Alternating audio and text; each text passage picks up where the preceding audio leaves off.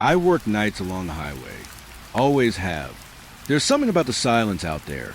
The hum of tires on blacktop, the buzz of the radio, the faint hiss of wind through half-roll windows. Most people hate night shifts. For me, it was peace. Or it used to be. That night started like any other. My patrol route ran along a stretch of highway no one really used anymore. At least not since the new bypass opened. They called it Route 49, but around the station, we just called it the Dead Road.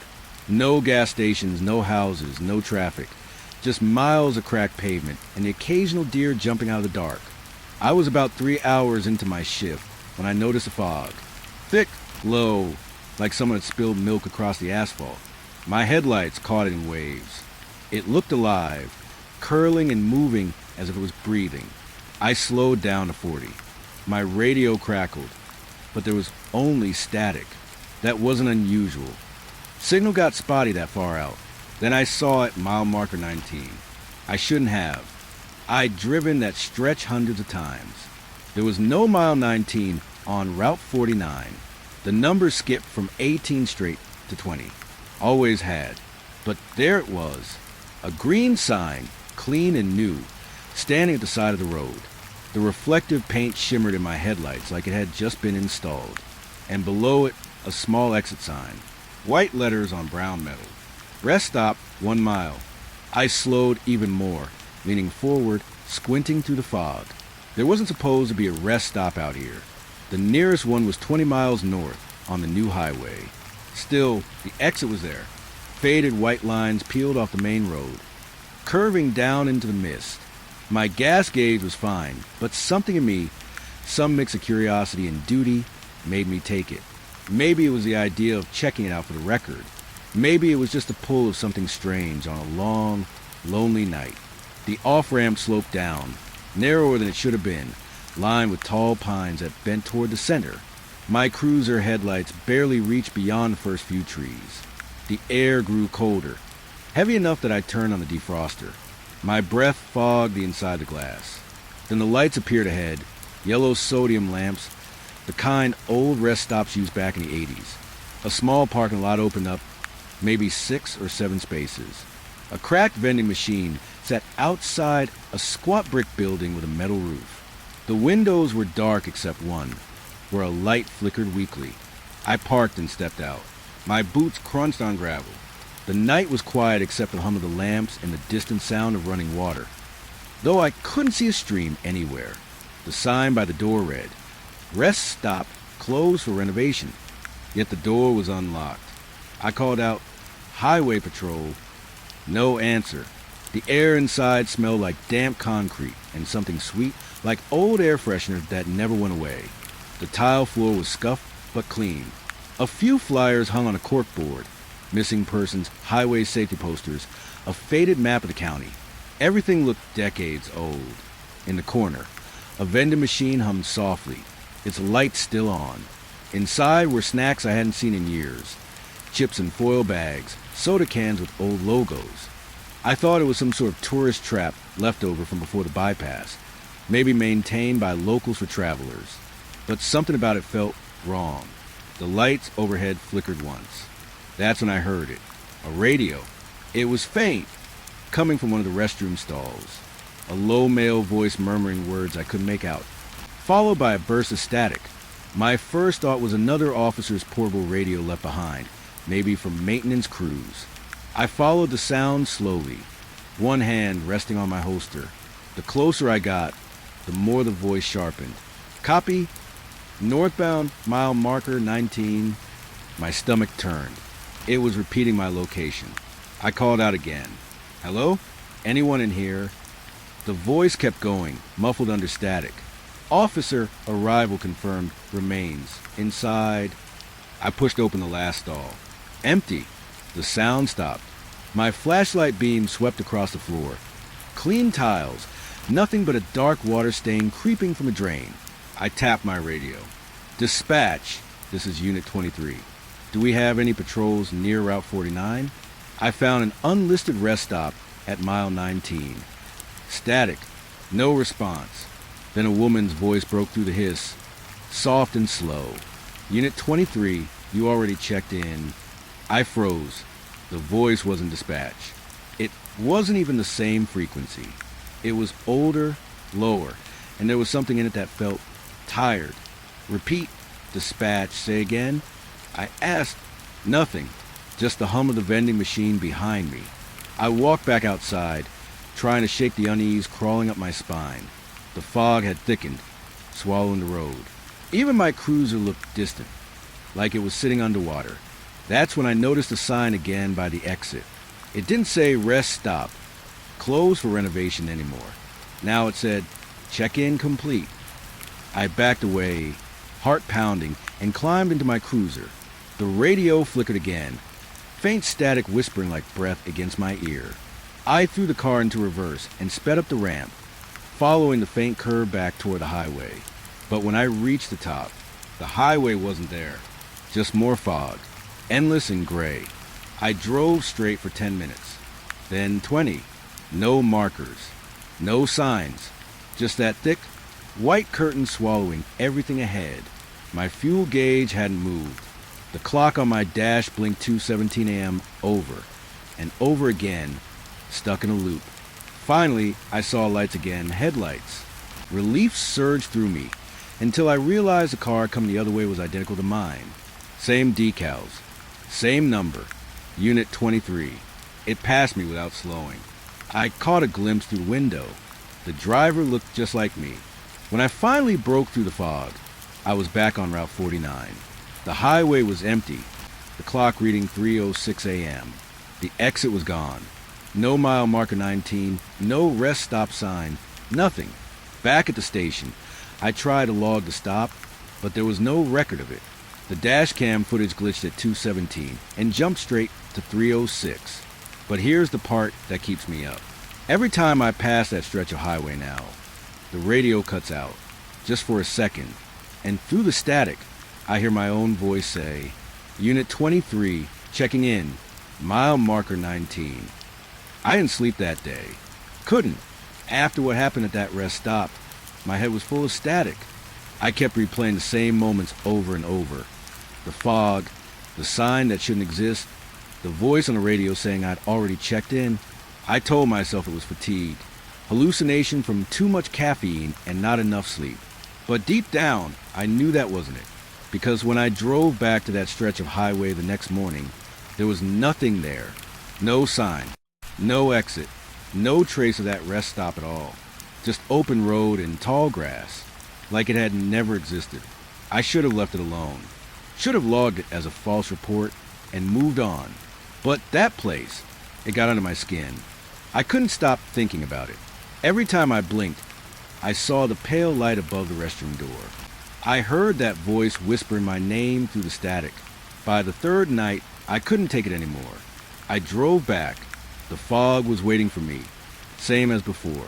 Thick and low, crawling over the asphalt like smoke from something still burning. And there was again, mile marker 19, bright as ever. The exit sign gleamed through the mist, rest stop, 1 mile. My heart pounded as I slowed the cruiser. Part of me prayed it was gone, that I was imagining it. But the road curved, the trees bent, and the same orange glow appeared through the fog. The lot looked exactly like I remembered. Cracked asphalt, broken lights, that flickering window. Even the vending machine still hummed. It was like time hadn't moved since I left. I parked and stepped out, hand resting on the flashlight at my belt. The air was still. No wind. No crickets. Just that faint sound again. Water trickling somewhere behind the building. The sign by the door read, Rest stop, closed for renovation. Back to normal. I took a deep breath and went inside. The smell hit first. Not the damp concrete this time, but something sour, like metal and mildew. The hallway lights buzzed overhead. My boots echoed on the tile. I told myself I was just documenting it for a report, that I wasn't there out of curiosity or fear. But that was a lie. I was drawn to that sound again. The radio. It was faint at first, like a whisper hiding under the hum of the vending machine. But it was there just like last time. A low murmur coming from the restroom. I followed it. Each step sounded too loud. The air felt heavy, pressing against my chest. Highway patrol, I called out, "If anyone's in here, identify yourself." No answer, only that slow voice crackling under static. "Mile marker 19, do you read?" The same words, same tone, only now the voice was clearer, like the signal had improved. I pushed open a restroom door. The flickering fluorescent light overhead barely worked. It buzzed like a trapped insect. The mirrors were fogged, but the air was cold. And from the last stall came the sound of radio. Travelers accounted for units inbound. The stall door was closed, a shadow beneath it. I called again. "Sir, this is an active patrol site. You need to come out." No movement, just a voice. "You can rest now, it's almost time." I took a step closer.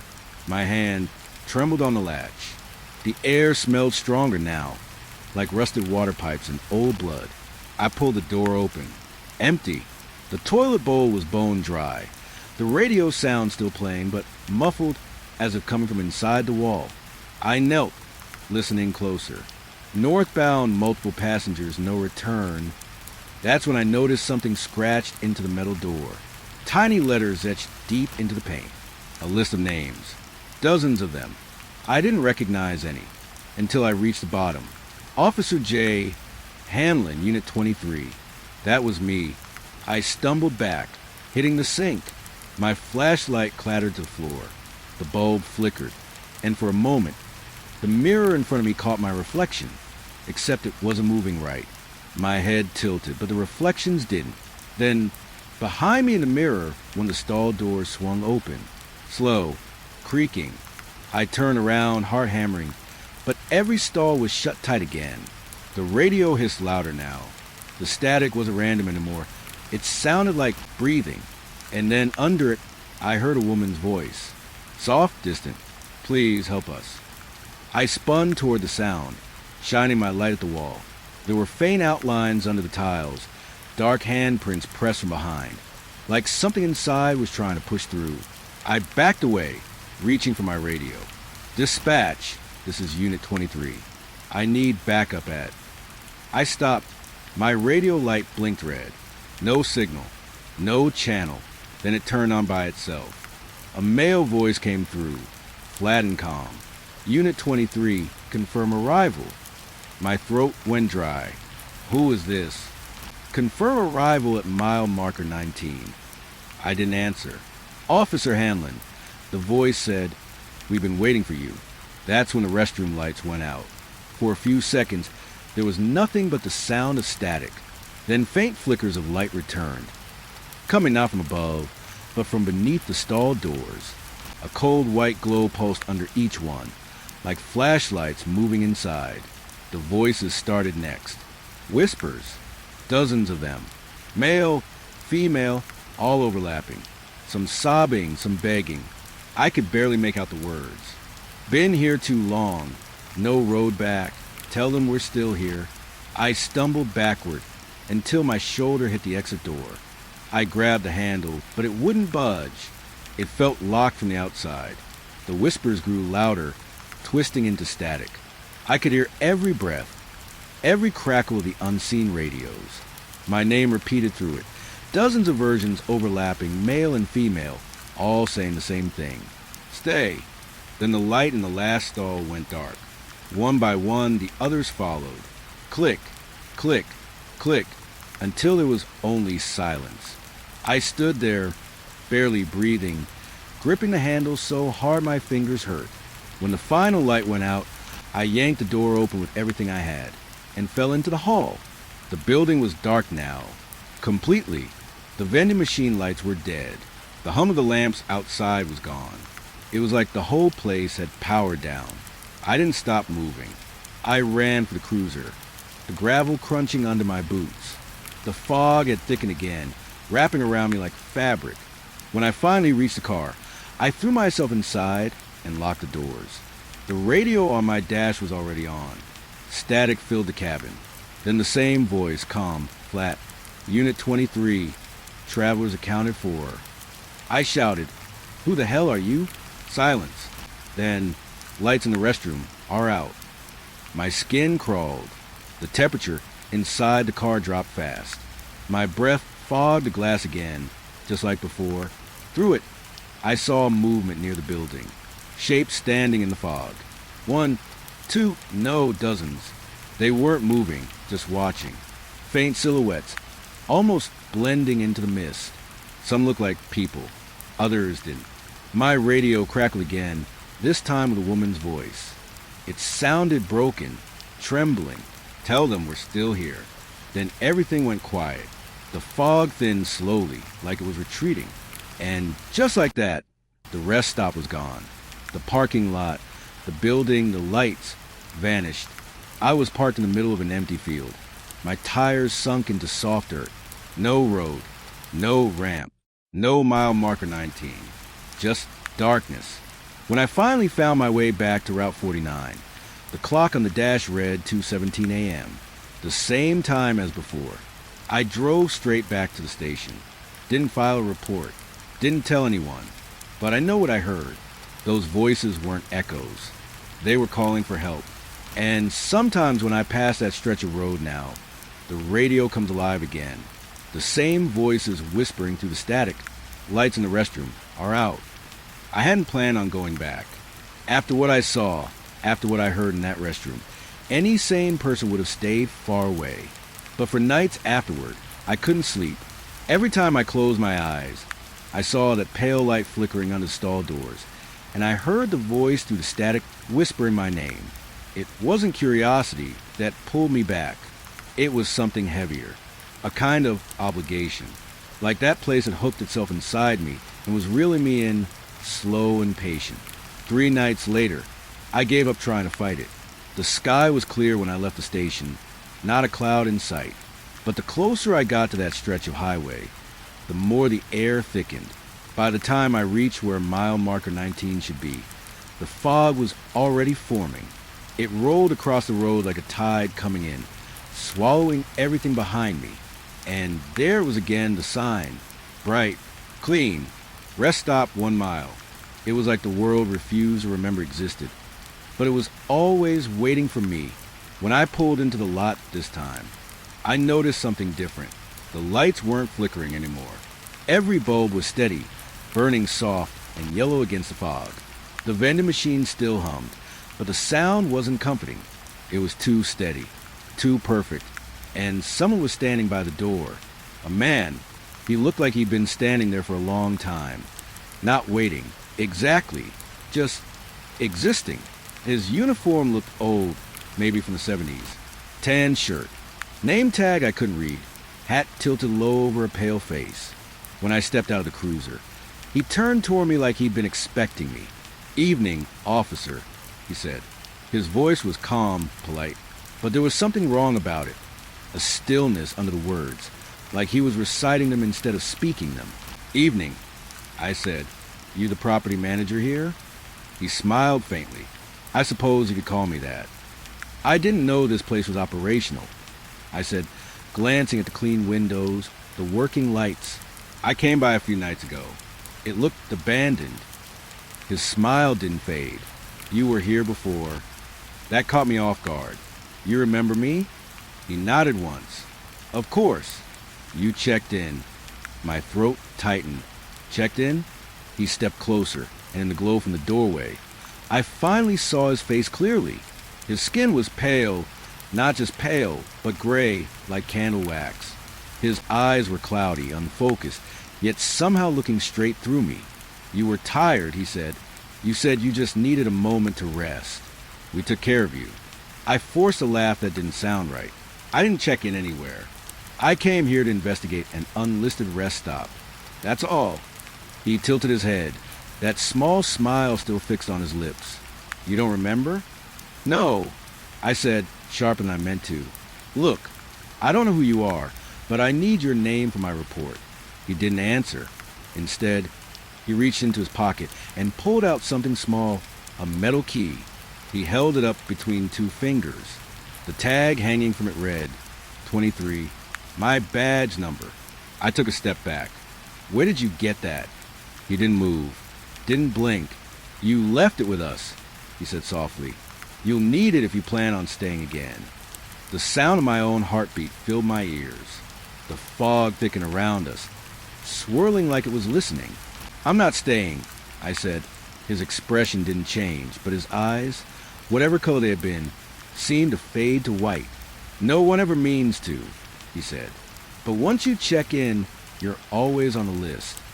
I tried my radio. Nothing. Static again. I took a step toward the cruiser, but the fog behind me had closed in tight. I couldn't even see the headlights anymore. "I don't have time for this," I said. "This is private property. If you're trespassing..." He cut me off. "You're afraid of being forgotten." The words hit harder than they should have. Something about the way he said them made my stomach twist. "Excuse me?" He tilted his head again, that same calm, deliberate motion. "You drive the same road every night. Same route, same miles. No one waves. No one remembers your name. You think if something happened out here, anyone would know?" I froze, because he wasn't wrong. For a moment, the silence stretched between us, heavy and endless. The fog moved slower now, like it was holding its breath.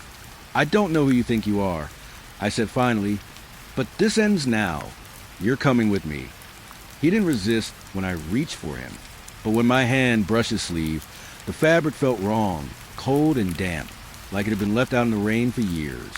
And beneath it, I felt nothing. No warmth, no pulse. He smiled wider. "You don't remember," he said again. "Remember what?" He pointed toward the building, where you went to sleep. The door behind him opened by itself. Inside, the lights glowed softly. The hallway looked different now. The walls cleaner, the posters replaced. Everything looked newer, like it had been restored. And at the end of the hall, the restroom door stood open. The radio was playing again. Not static this time. Music, a slow, old tune that sounded like something from the 1950s. A woman's voice singing faintly through the speakers. The man stepped aside, gesturing toward the entrance. "You can rest now," he said. "Your shift's over." I didn't move. "Who are you?" I asked. He blinked once, slowly. "I was the one before you." For a second, I thought I misheard him. But then he reached up and lifted the edge of his hat, and I saw the badge pinned to his chest. Unit 23, the same as mine. Something inside me cracked. I stepped back, my hand trembling on the grip of my flashlight. "That's impossible." He looked almost sorry for me. "You said the same thing."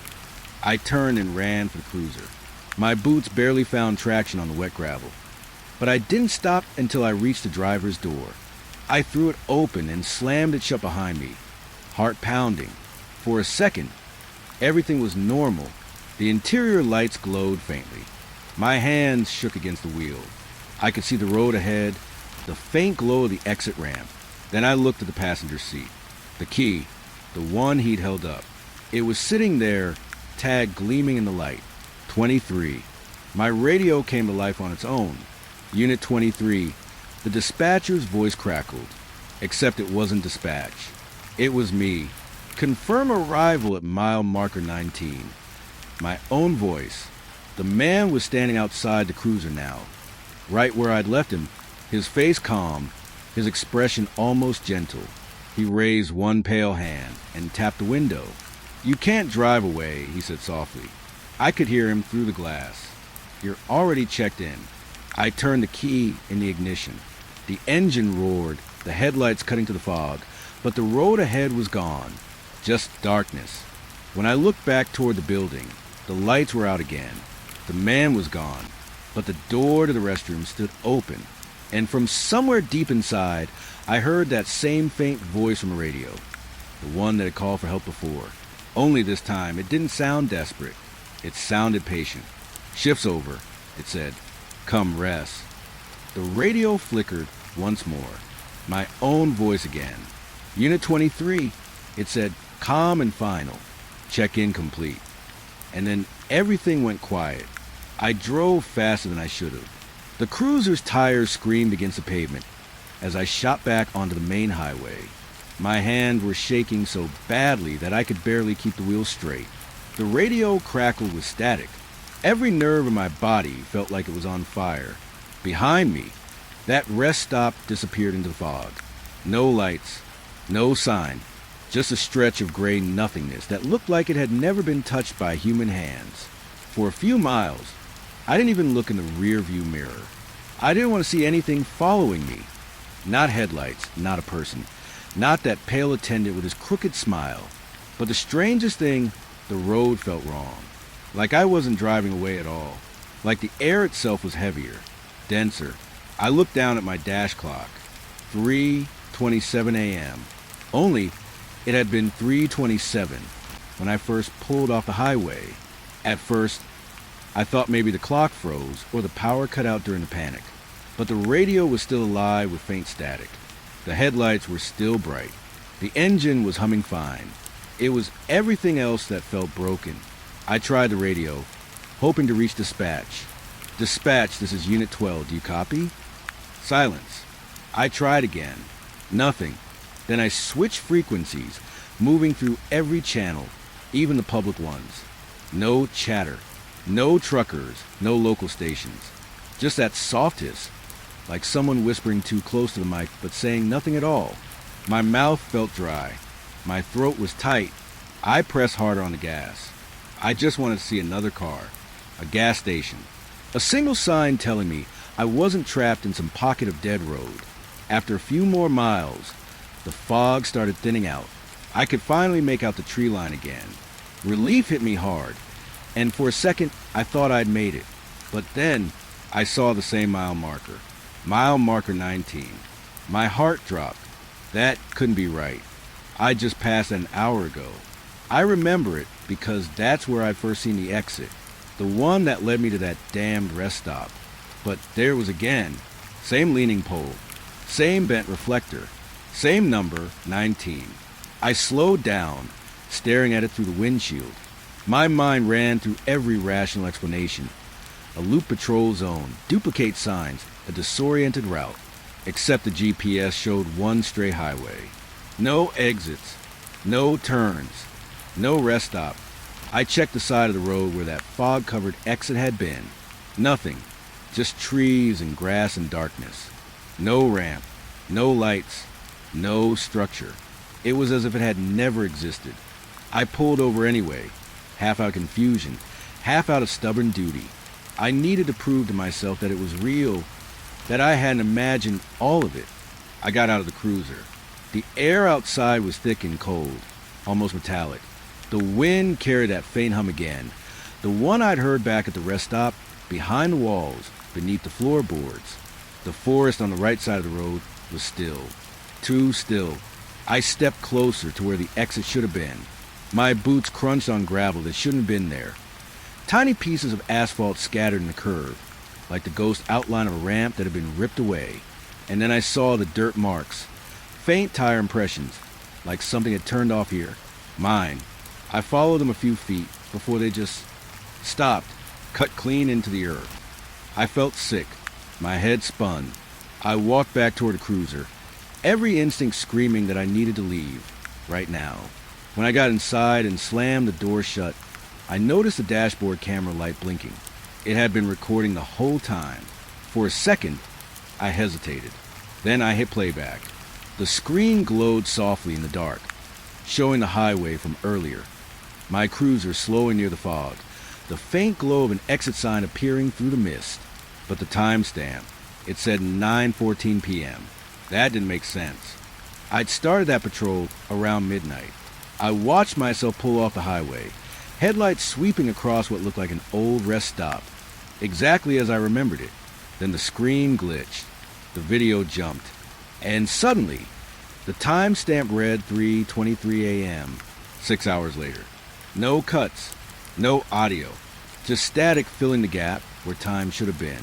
And then, for a few seconds, the picture returned. The dash cam showed the cruiser parked in front of the restroom building. The door was open, the fog rolling inside like smoke. But something was standing near the door. A man, the pale attendant.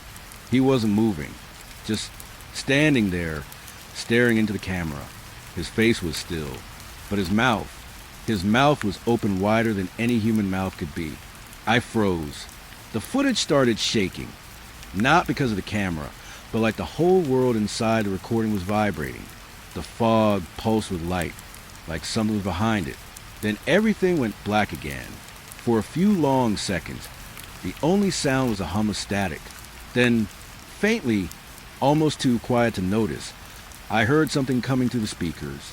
A voice. Mine. It was whispering, broken, like I was talking in my sleep. Already checked in, I turned the video off. I couldn't breathe. I sat there for a long time, tried to tell myself it was just a glitch. Maybe I'd been drugged. Maybe the fog was some kind of hallucinogen. But deep down, I knew better. The next morning, I reported what I could, just the basics. Patrol route, fog, strange detour. No mention of the man. No mention of the missing time. My supervisor looked over the dash cam footage, frowned, and told me there was nothing there. He said the tape was corrupted, just static, but I saw it. I know what I saw. Later, when I drove that route again, same highway, same time, there was no exit, not even a sign, not for another 100 miles. Still, every few nights, I get this urge to look for it again, like some part of me didn't actually leave, like I'm still there. And sometimes when I'm driving that stretch of road, my radio flickers on by itself. A faint hum, then a whisper. You already checked in?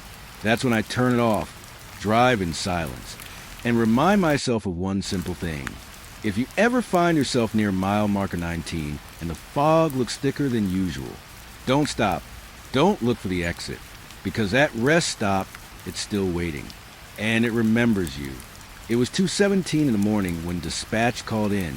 I remember that exact time because the red digits on the dash clock had just flipped, and I was halfway through a stale cup of coffee, the kind that tastes like burnt dust and regret. The roads were dead quiet, not even a semi in sight, just the soft hum of my cruiser and the low hiss of static from a radio. It was supposed to be an easy night. Paperwork, a few routine patrol loops, maybe a drunk driver or two if I got unlucky. Then my radio clicked alive. Unit 3, you copy? It was dispatch. Linda. She'd been doing night shifts longer than I'd been alive. Her voice was steady, tired. Go ahead, dispatch. There was a pause. Static bled through for a second. Then her voice came back, quieter. Unit 3, we've got a code 19 request for confirmation. You near Route 47? I frowned. Say again? She repeated it. Code 19 check-in. Route 47. Caller requested a deputy presence. Your closest. Something about that phrasing made my stomach knot. Who called it in? I asked. Another pause. Longer this time. Then she said, that's the thing. The request didn't come through the regular line. It came over the old dispatch channel. I blinked.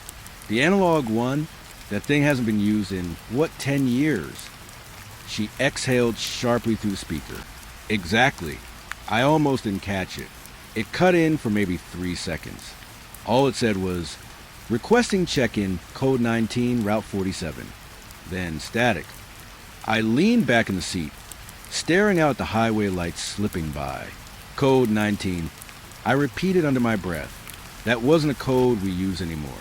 It was from the old system, before they standardized everything. But I remembered it. Code 19 meant officer assistance requested, unknown status. The kind of call you only heard in bad situations. I flipped on my lights, though there wasn't anyone out there to see them, and radioed back. Copy that, dispatch. I'll check it out. 10-4, Linda replied, then hesitated. Just be careful, Mike. That channel's been dead since the 90s.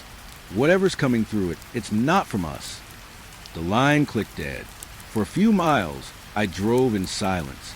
The fog had started to roll in off the river, thick and low, the kind that eats the light from your high beams and makes the world feel smaller. Route 47 wasn't far, a stretch of county road that ran through abandoned farmland and forgotten houses. We used to get calls out there for trespassers or kids messing around in the barns. But lately, no one lived out that way.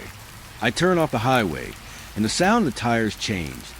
From the smooth drone of asphalt to the coarse rattle of cracked concrete, the radio hissed softly.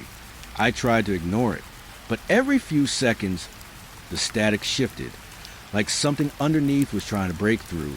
"Dispatch! This is Unit 3. I said, pressing the mic. "I'm on 47 now, approaching mile marker 12. No visuals yet. Nothing." I let go of the button. The static continued, soft and irregular, like the sound of breathing. I drove another mile before the noise cut out completely. Dead silence. And that's when I saw the sign. Mile marker 19. For some reason, that number sent a chill through me. Maybe because it matched the code. Maybe because it shouldn't have meant anything at all, but it did. At the base of the sign, I saw something. A faint light flickering through the fog. I slowed down, squinting. It looked like a flashlight. Maybe a lost driver or some local out for help. But as I got closer, I realized it wasn't moving. It was too still. I pulled off to the shoulder and stepped out, my boots sinking slightly into the damp gravel. The air was colder here. Quiet. Even the crickets had stopped. I called out, "Sheriff's Department. Anyone out here?" My voice sounded too loud. It bounced off the fog like the air itself didn't want to carry it. No answer. I grabbed my flashlight and walked toward the light. The beam cut through the mist, catching bits of grass and dirt, but no movement. When I finally reached it, I stopped dead. The light wasn't from a flashlight. It was from an old patrol radio, one of the heavy analog units they phased out decades ago. It was lying in the grass, its tiny red power light still blinking. There was mud caked on the casing, and the number etched on the side made my heart skip. Unit 7.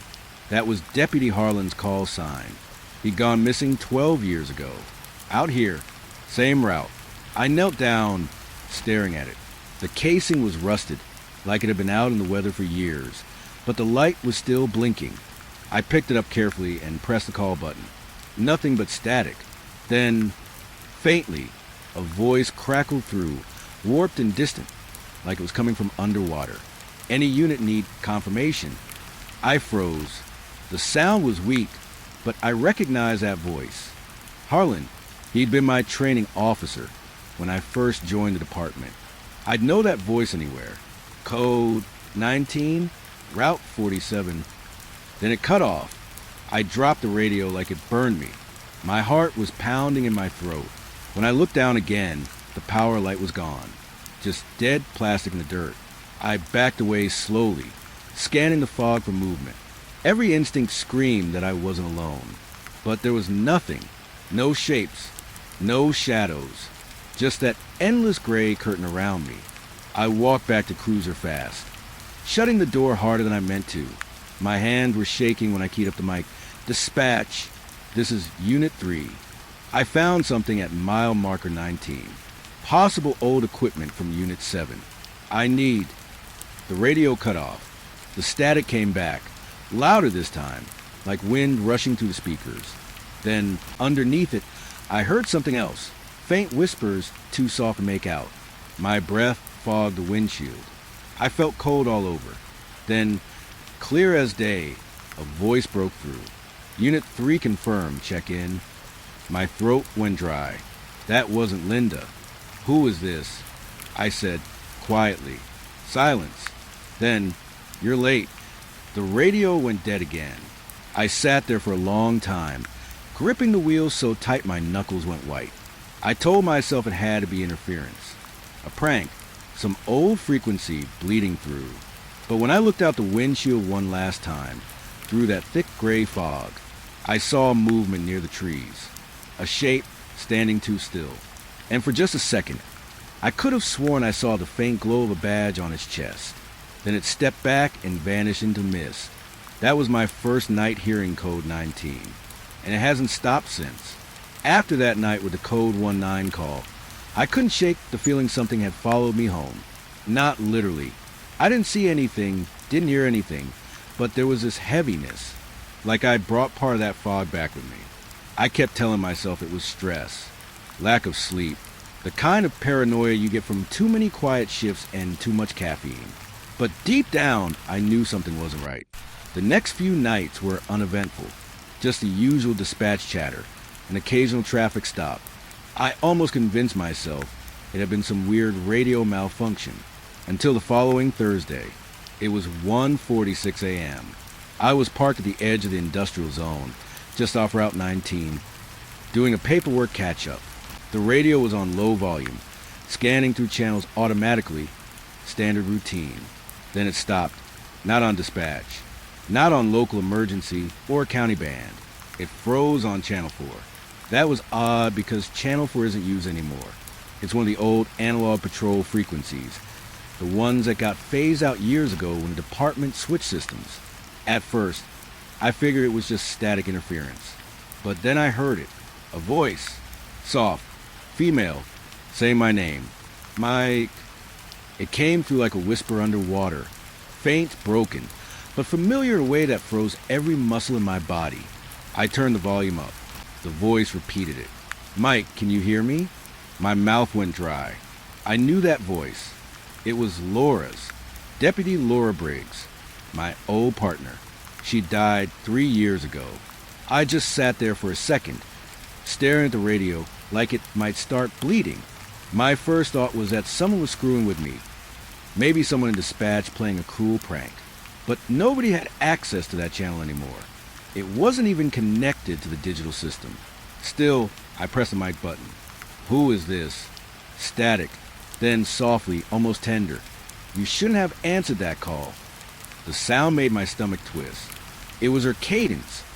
The same rhythm, the same breathy tone she always used when she was trying to keep me calm during a tense stop.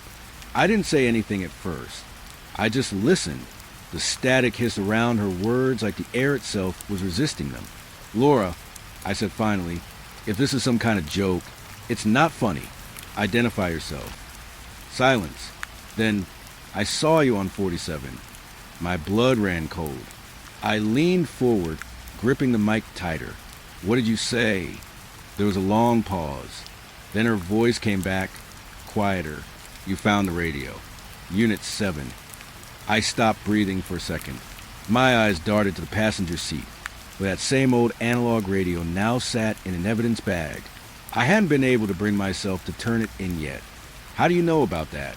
I asked. No answer. Just a faint hum of interference.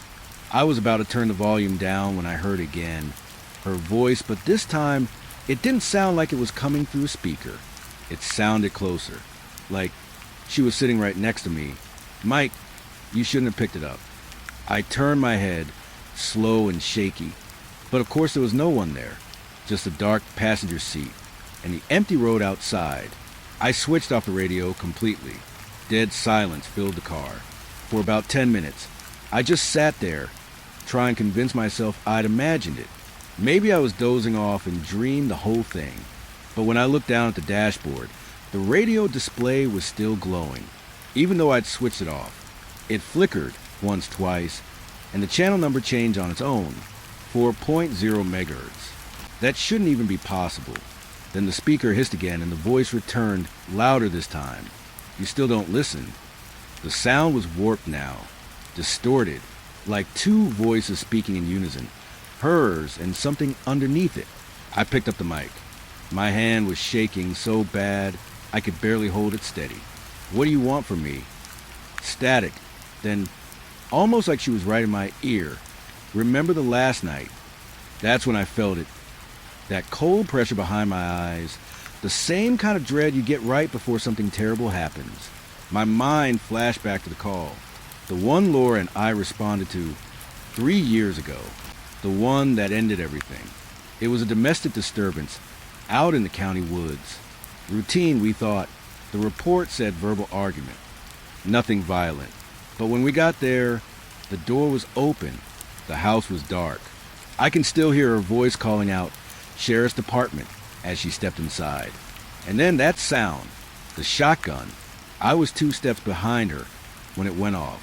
When I found her, she was lying in the doorway, her eyes open, her lips trying to form my name. After that, everything blurred. The screaming, the radio chatter, the lights. But the one thing I never forgot was the static on the radio after it was over. That same low hiss, now, Sitting there in my cruiser, hearing her voice through it again, I felt like something was crawling up the back of my neck.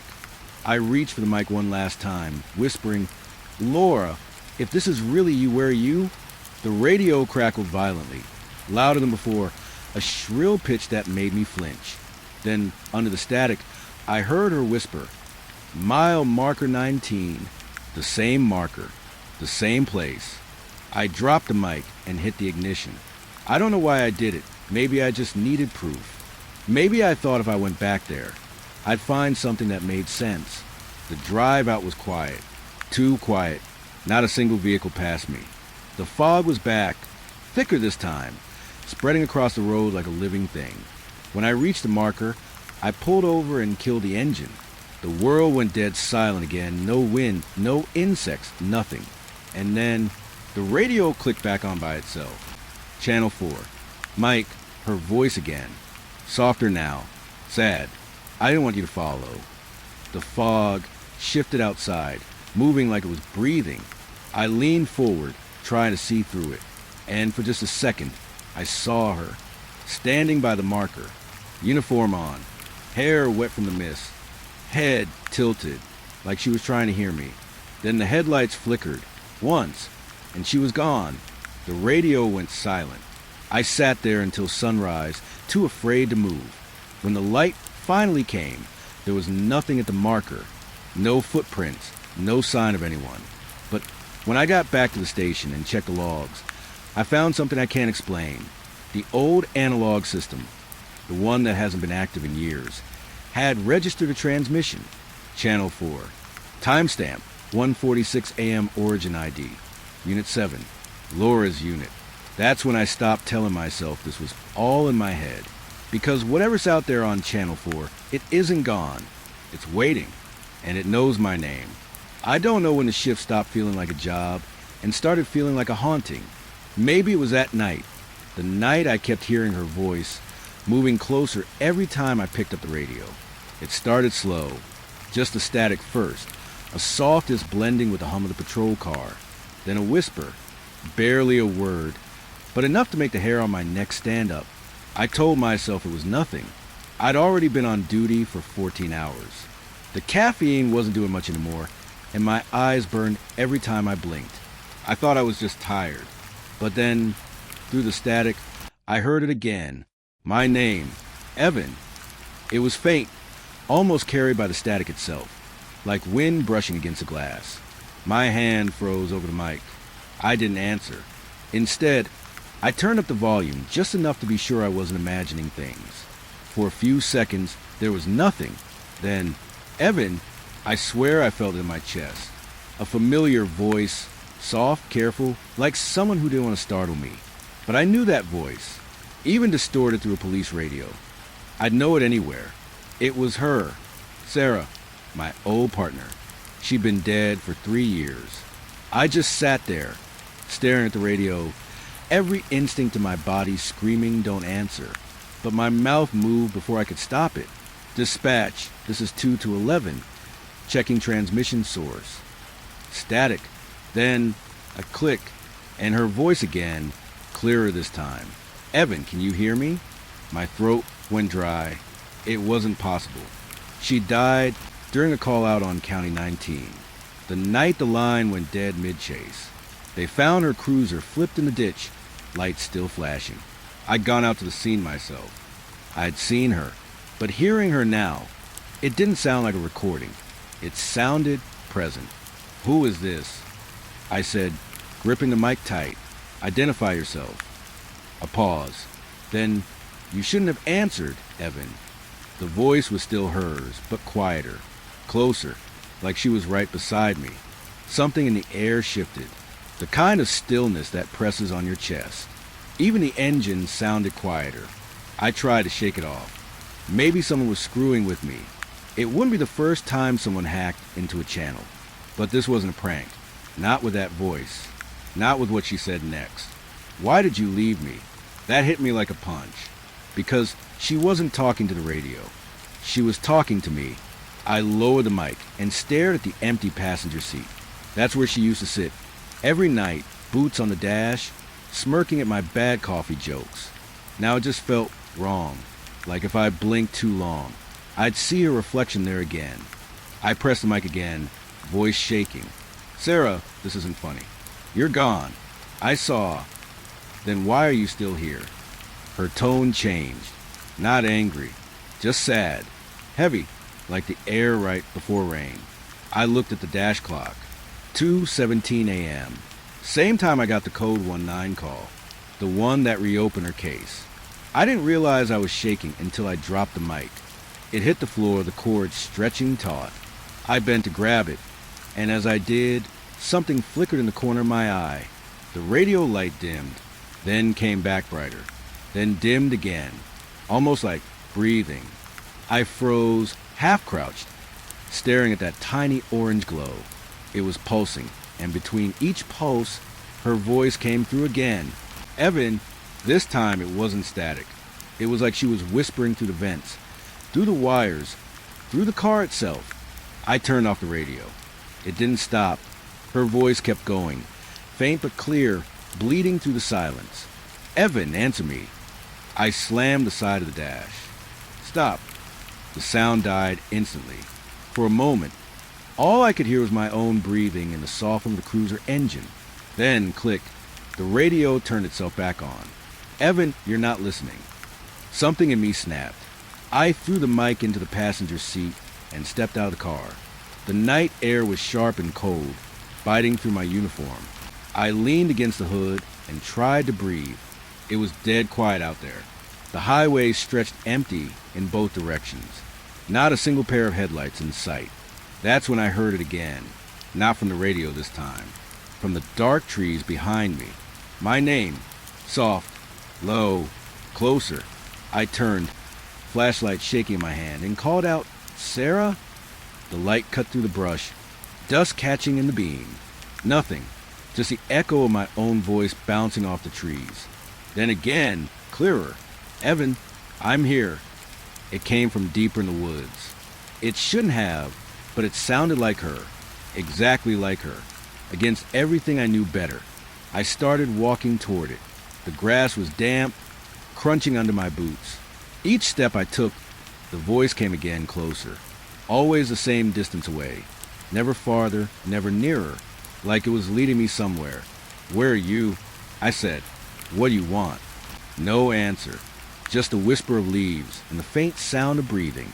I shone my light around, but the beam caught on nothing until it hit something pale. A shape standing just behind a tree. I froze. My hand trembled as the light wavered. The shape didn't move. It was just there, watching. Then, in a voice that wasn't a whisper anymore, it said, "You keep answering me." I took a step back. My boot hit something metal. I looked down. It was a radio. The old kind. The kind we used before the department upgraded. The serial tag was scratched, but I could still read the faint engraving on the side. SD, Sarah Diaz. Her unit. I picked it up, and the speaker crackled live in my hand. "Evan," the voice said, softer now. "You never stopped calling, did you?" My heart dropped, because she was right. For years, I kept the same channel saved. Channel 4. Hers. I told myself it was habit. I'd flip it on sometimes during long shifts. Pretend I'd hear her back. Now I had. The force around me seemed to fade. The air thickened, almost buzzing. I could feel my pulse in my ears, pounding, irregular. The radio in my hand glowed faint orange. Same pulse as before. Then her last words came through. "Keep listening." The radio went dead. When I looked up, the shape was gone. The woods were silent again, empty. I ran back to the car, slamming the door behind me like a kid hiding from a nightmare. My hands were trembling, so bad I could barely get the key in the ignition. The headlights flicked on, cutting through the dark. My dash clock blinked 2:17 again. Exactly the same. I had been gone more than a minute. At least that's what it said. But my watch said 3:48. Almost 2 hours. I sat there staring at that clock, listening to the radio's faint static. And in it, barely audible, her voice whispering over and over, "Keep listening. Keep listening. Keep listening." I turned off the radio. It kept going. I smashed it with my fist until the plastic cracked and the static cut off. Now the cruiser is silent, completely still. But every time I pull up to a quiet road or stop under a flickering light, I swear I can hear her again, just behind the static. My name, my voice, echoing back. And I still can't tell if she's calling for help or calling me back. It was close to 3 a.m. when the signal finally stopped moving. Channel 4 had been crackling all night. Voices coming through, fading out, repeating coordinates that didn't exist on the map. But then one came clear. Static peeled away, and I heard Sarah's voice again. County Road 7. It's waiting. Just that. Then silence. I didn't even think. I turned the cruiser toward County Road 7 like my hands already knew the way. The road was half forgotten, mostly used by farmers years back. It stretched for miles between dead cornfields and broken fence lines. No lights, no traffic. The kind of place that feels like it's been erased from the rest of the world. I shouldn't have gone. Every part of me knew that. But the way she said it, calm, steady, the same tone she used to use over the radio when she needed backup. It pulled me in. The GPS blinked out about 10 minutes in. No signal. Just black. I drove by instinct, letting the headlights carve a narrow path through the dark. Then, out of nowhere, the beam hit something up ahead. A house. It sat back from the road, crooked and half-collapsed, leaning into the wind like it had been trying to fall for years. The front porch sagged, windows boarded from the inside, a single dead tree twisting beside it. And I knew it, even though I hadn't seen it in years. I knew that house. It used to be our temporary dispatch station before they built the new one close to town. We called it the Box. Small, ugly, cheap, just 2 rooms and a radio tower behind it. It was shut down after Sarah's death. I'd heard they demolished it years ago. But here it was, still standing. The sign out front was rusted, the lettering almost gone, but I could still make it out under the beam of my flashlight. County Dispatch Unit 4. My chest tightened. I parked the cruiser and stepped out. The air was heavy, cold, and full of that thick quiet that makes your thoughts sound too loud. Gravel crunched under my boots as I walked toward the door. There was a faint light inside, just a flicker, like an old bulb trying to stay alive. I called out, "Sheriff's Department. Anyone inside?" No answer, just that low hum of old electricity. I pushed the door open. The smell hit me first, dust, mildew, and something else. Old radio equipment, maybe burnt wiring. The light was coming from the radio console in the corner of the main room, the same console we used back then. It shouldn't have had power. There hadn't been a grid connection here in years. But the meters glowed soft orange, and the static coming through sounded steady. Too steady. I walked closer. The call sign blinking on the screen said, "Dispatch 19, active." That code again. 19, the one from the first night. My hands were shaking when I reached for the mic. "This is Deputy Evan Cole, Unit 2211. Who's on this line?" Static. Then, faintly, her voice. "You made it." I froze. "Sarah?" The static pulsed like breathing. "You shouldn't have come," she said. "But you always do." The light flickered. The shadows in the room seemed to bend. I felt something behind me shift. The air, the sound, the temperature, like the house itself was breathing with the static. I turned, shining the flashlight across the walls. The paint had peeled into long strips, curling like paper tums. There were old photos still hanging. I hadn't noticed them before. Officers, dispatchers, staff. Most faces blurred with age or mold. Then I saw one that wasn't old. One that looked brand new. It was me and Sarah, standing in front of the same house. But there was something wrong. Our faces weren't quite right. Her eyes were turned toward me. Mine were looking away. I backed up, heart pounding. The radio clicked again. "You left me here," she said. Her tone wasn't accusing. It sounded tired. "Sad. I tried to find you," I said, whispering. "I never stopped." Silence. Then a long, drawn-out breath through the speaker, like someone on the other side was standing too close to the mic. I picked it up again, desperate. "Where are you?" A pause. then downstairs. The word hit me like a physical thing. I turned toward the far wall. There used to be a door there. Storage, I think, but it was sealed with wooden boards, nailed over in messy layers. The sound of faint tapping came from behind it. Tap, tap, tap. I should have left. God knows I should have walked out right then, radio or no radio. But that voice, that steady, low whisper calling my name, it broke something in me. I found an old crowbar near the desk and started prying at the boards. Each nail screamed as it came loose. The smell from behind the wood was heavy, metallic, like wet earth. The last board came free with a crack. I pulled open the door. It wasn't a storage closet. It was a staircase, steep and narrow, leading straight down into darkness. My flashlight flickered when I aimed it there. The beam struggled against the dark, like it didn't want to go further.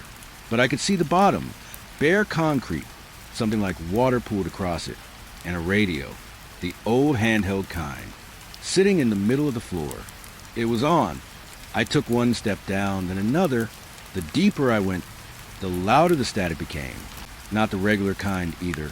It almost had rhythm, like breathing mixed with whispering. Halfway down, I froze. The walls weren't concrete. They were lined with radio parts. Wires, knobs, microphones, even broken speakers, nailed into the wood, all pulsing faint orange with every crackle. And then I heard her again. Evan. It wasn't coming from the handheld. It was behind me. I turned slowly, flashlight trembling. There was no one there, just the open doorway above, blacker than the night outside.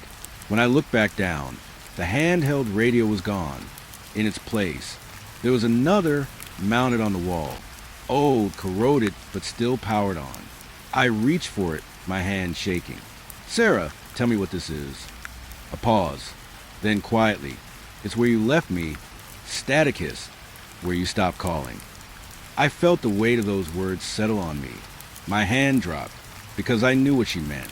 The night she died, her signal went dead for 3 minutes before backup arrived. 3 minutes. I was there just a few miles away, and I didn't respond right away. I thought it was a bad transmission. I thought I had time. I didn't. The radio crackled again. "Stay." Something moved in the dark corner of the basement. A figure. Not sharp, not solid, just pale outlines of low light, breathing with the static. "Sarah." The sound changed.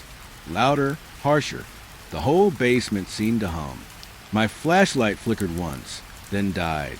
The last thing I heard before running up those stairs was her voice again. Closer than before, almost in my ear. "You can't leave dispatch unanswered." I burst out into the night, gasping. The cold hit me like a slap. When I looked back, the house was dark again. No light, no sound. I ran to the cruiser, slammed the door, and turned the key. The headlights caught the house one last time, just enough to see something written across the front door in what looked like chalk. Code 19, active. The same words from the call that started it all. When I checked the dash cam later, it showed I'd been parked there for 6 hours. But in my memory, it couldn't have been more than 20 minutes. And on the playback, the audio wasn't empty. You can hear a woman's voice whispering in the background. "County Road 7. It's waiting." Then my voice answering her back. There's something about silence after static that gets under your skin. It's not real quiet. It's heavy, full of something you can't hear but feel pressing in on you. That's what filled the cruiser when I left County Road 7. The house was gone by the time I looked back in the mirror. Not faded, not hidden behind the fog. Gone. I drove for a long time. Maybe an hour, maybe 2. Didn't see a single other car. No radio chatter, no dispatch check-ins. Just a low hum of the engine and the soft rattle of something loose in the trunk. I kept glancing at the radio on the dash, waiting for that voice again, but it didn't come. Not right away. When it finally did, I almost missed it. "Unit 47, do you copy?" It was faint, almost normal. Almost. I reached for the mic. "This is Unit 47. I copy. Who's calling?" A pause. Static rolled in slow waves, then broke into something softer, breathing. Then, "You shouldn't have left." My grip on the mic tightened. Who is this? No answer. Just another long, dragging breath. I told myself it was interference. Stray frequencies. Happens all the time. Old CB chatter, weird atmospheric bounce. You tell yourself those things when your heartbeat starts climbing into your throat. But then I heard it. My own voice. Unit 47, do you copy?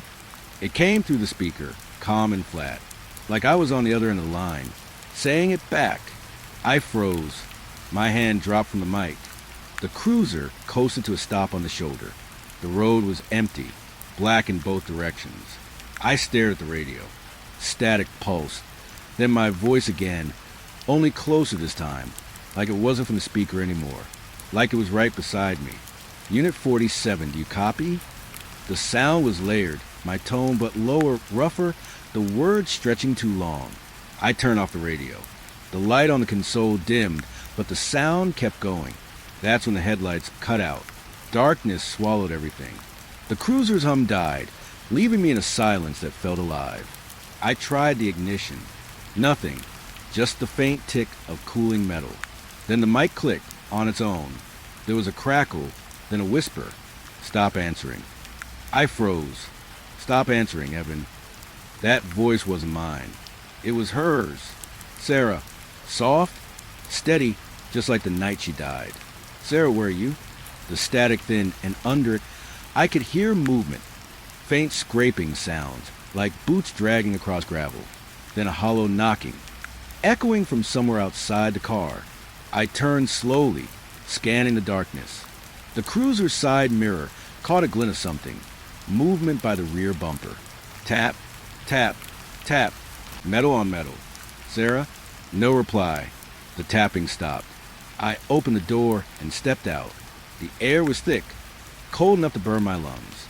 My flashlight cut through a curtain of mist that hadn't been there before. The gravel crunched under my boots as I circled the car. No one was there, but the trunk was open. I know I didn't open it. I would have heard it pop. Inside, my patrol kit was gone. Just an empty radio sitting there, old, analog, black casing cracked. The kind they used before digital came in. It was turned on. The dial glowed a dull red, and I could hear my own voice looping through it, faint but clear. Unit 47, do you copy? Unit 47, do you copy? Over and over. I reached in and shut it off. The sound stopped instantly, but when I stepped back, something else started. The cruiser radio came to life again by itself. It hissed once, then my voice, not the recording, spoke through it, calm, precise, like a man reading coordinates. County Road 7, mile marker 19. Arrival confirmed. That's not something I ever said. My hands were shaking so hard I could barely grab the mic. Who the hell is this? Static hissed back, then a new sound layered beneath it. A heartbeat, slow, wet, real. Then the voice, mine again, whispered, "We never left." The fog pressed closer around the cruiser. I could see my own reflection in the glass, pale, shaking, eyes wide. But behind it, for just a second, I saw something else. Someone sitting in the passenger seat, head tilted, uniform soaked dark around the collar. Sarah. I stumbled back. The flashlight hit the ground.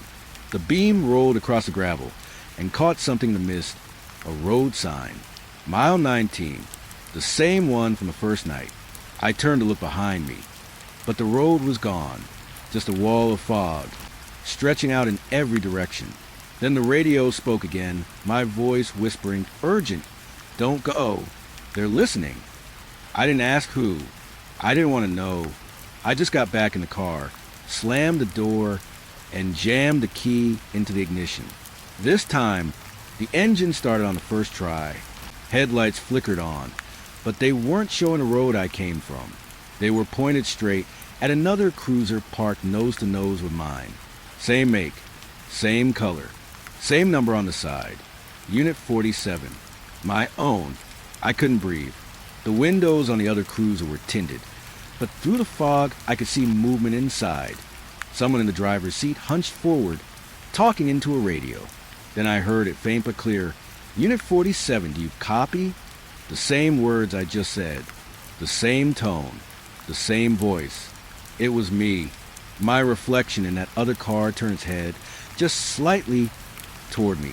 That's when both radios went off at once. Mine and his. Every channel at once. Dozens of voices talking, laughing, screaming, overlapping, bleeding into one another.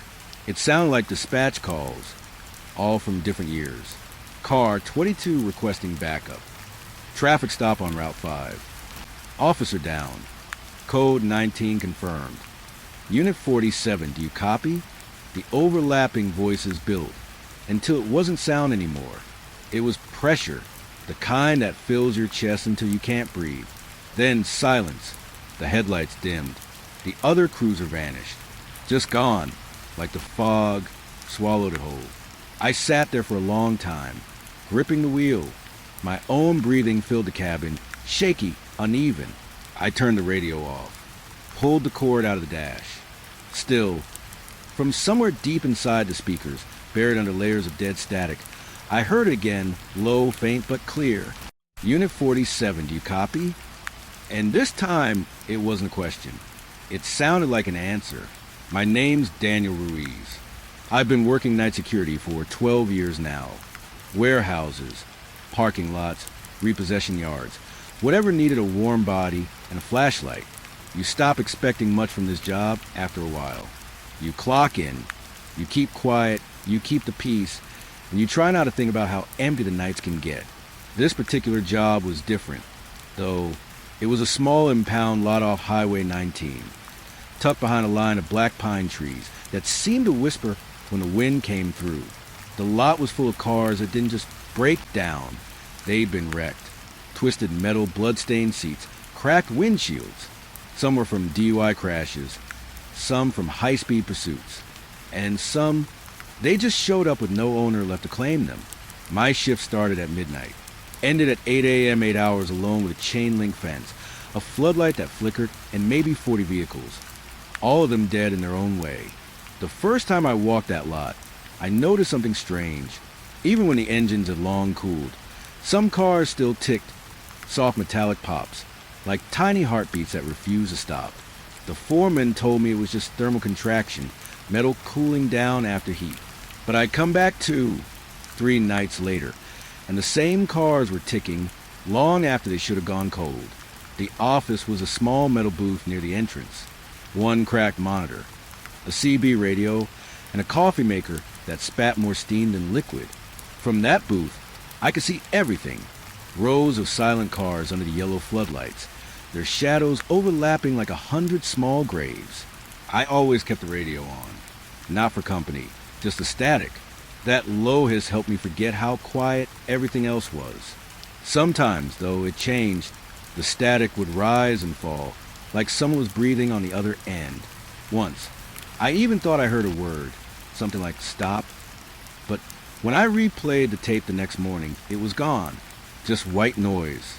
Around 2 a.m., I started my first patrol of the night. Cold air, the kind that seeps through your jacket no matter how thick it is. The gravel crunched under my boots as I walked the line between wrecks. A truck that had hit a bridge support. The driver's side was crushed in, like a giant hand had closed around it. A red coupe, windshield shattered inward. You could still see the spiderweb cracks where a face had hit it. The report said the driver was a 17-year-old girl. Her car radio was still on when they found her, the song looping endlessly.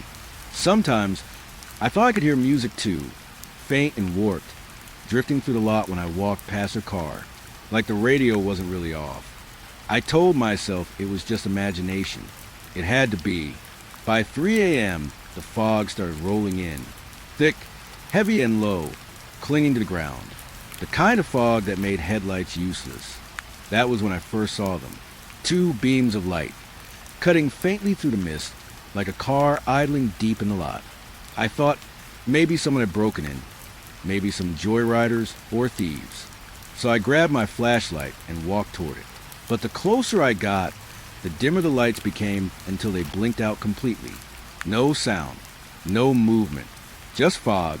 When I finally reached the row where I thought I'd seen them, there was nothing, no footprints, no running engine, just a single car with its hood bent upward, like a dead animal's jaw hanging open. I stood there for a while, staring at the empty space where those headlights had been. The fog drifted past me, whispering against the fence. And in that silence, I heard it again, a faint click behind me. Then another, like metal cooling. But when I turned around, all the cars were quiet. Too quiet, like they were listening. When I got back to the booth, I noticed something else. Every car radio in the lot, every single one, was giving off a faint static hiss. Even the ones with their batteries, long dead. That was my first night. I should have quit right then. But the thing about this kind of job is, you start convincing yourself the weirdest things are normal. And I needed the paycheck.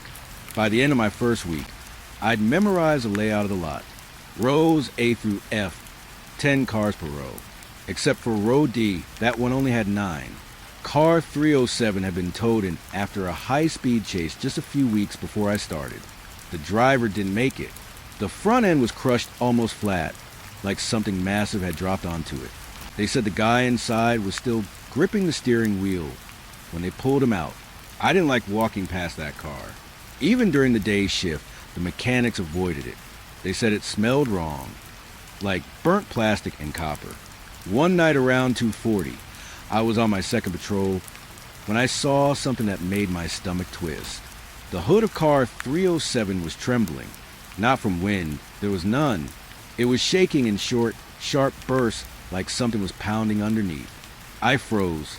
My flashlight beam hit the car's cracked windshield, and for a second I thought I saw a shadow move inside. A hand, maybe, but it was gone too fast to be sure. The air felt charged, like right before a thunderstorm. And then, the radio in my pocket crackled. Unit 3-0-7, do you copy? The voice was faint, almost mechanical. I stared at the number painted on the side of the wrecked sedan. 307. Static filled the channel, followed by what sounded like shallow breathing. Then, click. I walked closer, one step at a time. Every part of me screamed not to, but I had to know. When I was about 10 feet away, the car made a sound that froze my blood. The engine turned over. It sputtered once, coughed, then settled into a low, ragged idle. The headlights flickered on, weak and yellow, cutting through the fog. The car was running, but there was no key in the ignition. The steering wheel twitched slightly, like invisible hands were gripping it. And then, the trunk began to rattle, slowly at first, then violently, like something inside was clawing to get out. I backed away, holding my flashlight like a weapon. Who's there? I called out, though I didn't expect an answer. The trunk slammed once, hard enough to echo across the lot. Then again, the metal started to bend outward, groaning under pressure. And then silence. The car shut off. Headlights dimmed. Just a faint curl of exhaust rising into the fog. I didn't move for almost a minute. When I finally stepped closer again, I reached out and touched the hood. It was warm. By the time I made it back to the booth, my hands were shaking. I replayed the radio logs, hoping I'd imagine that voice, but the audio was clean, except for one faint sound near the end. A whisper. So quiet I almost missed it.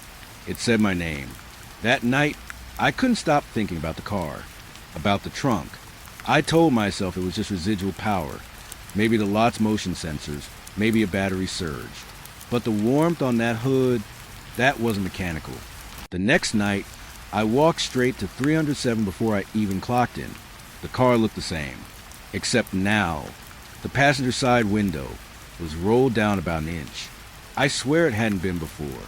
I leaned close and saw something hanging from the rearview mirror, a small silver cross. It wasn't there yesterday.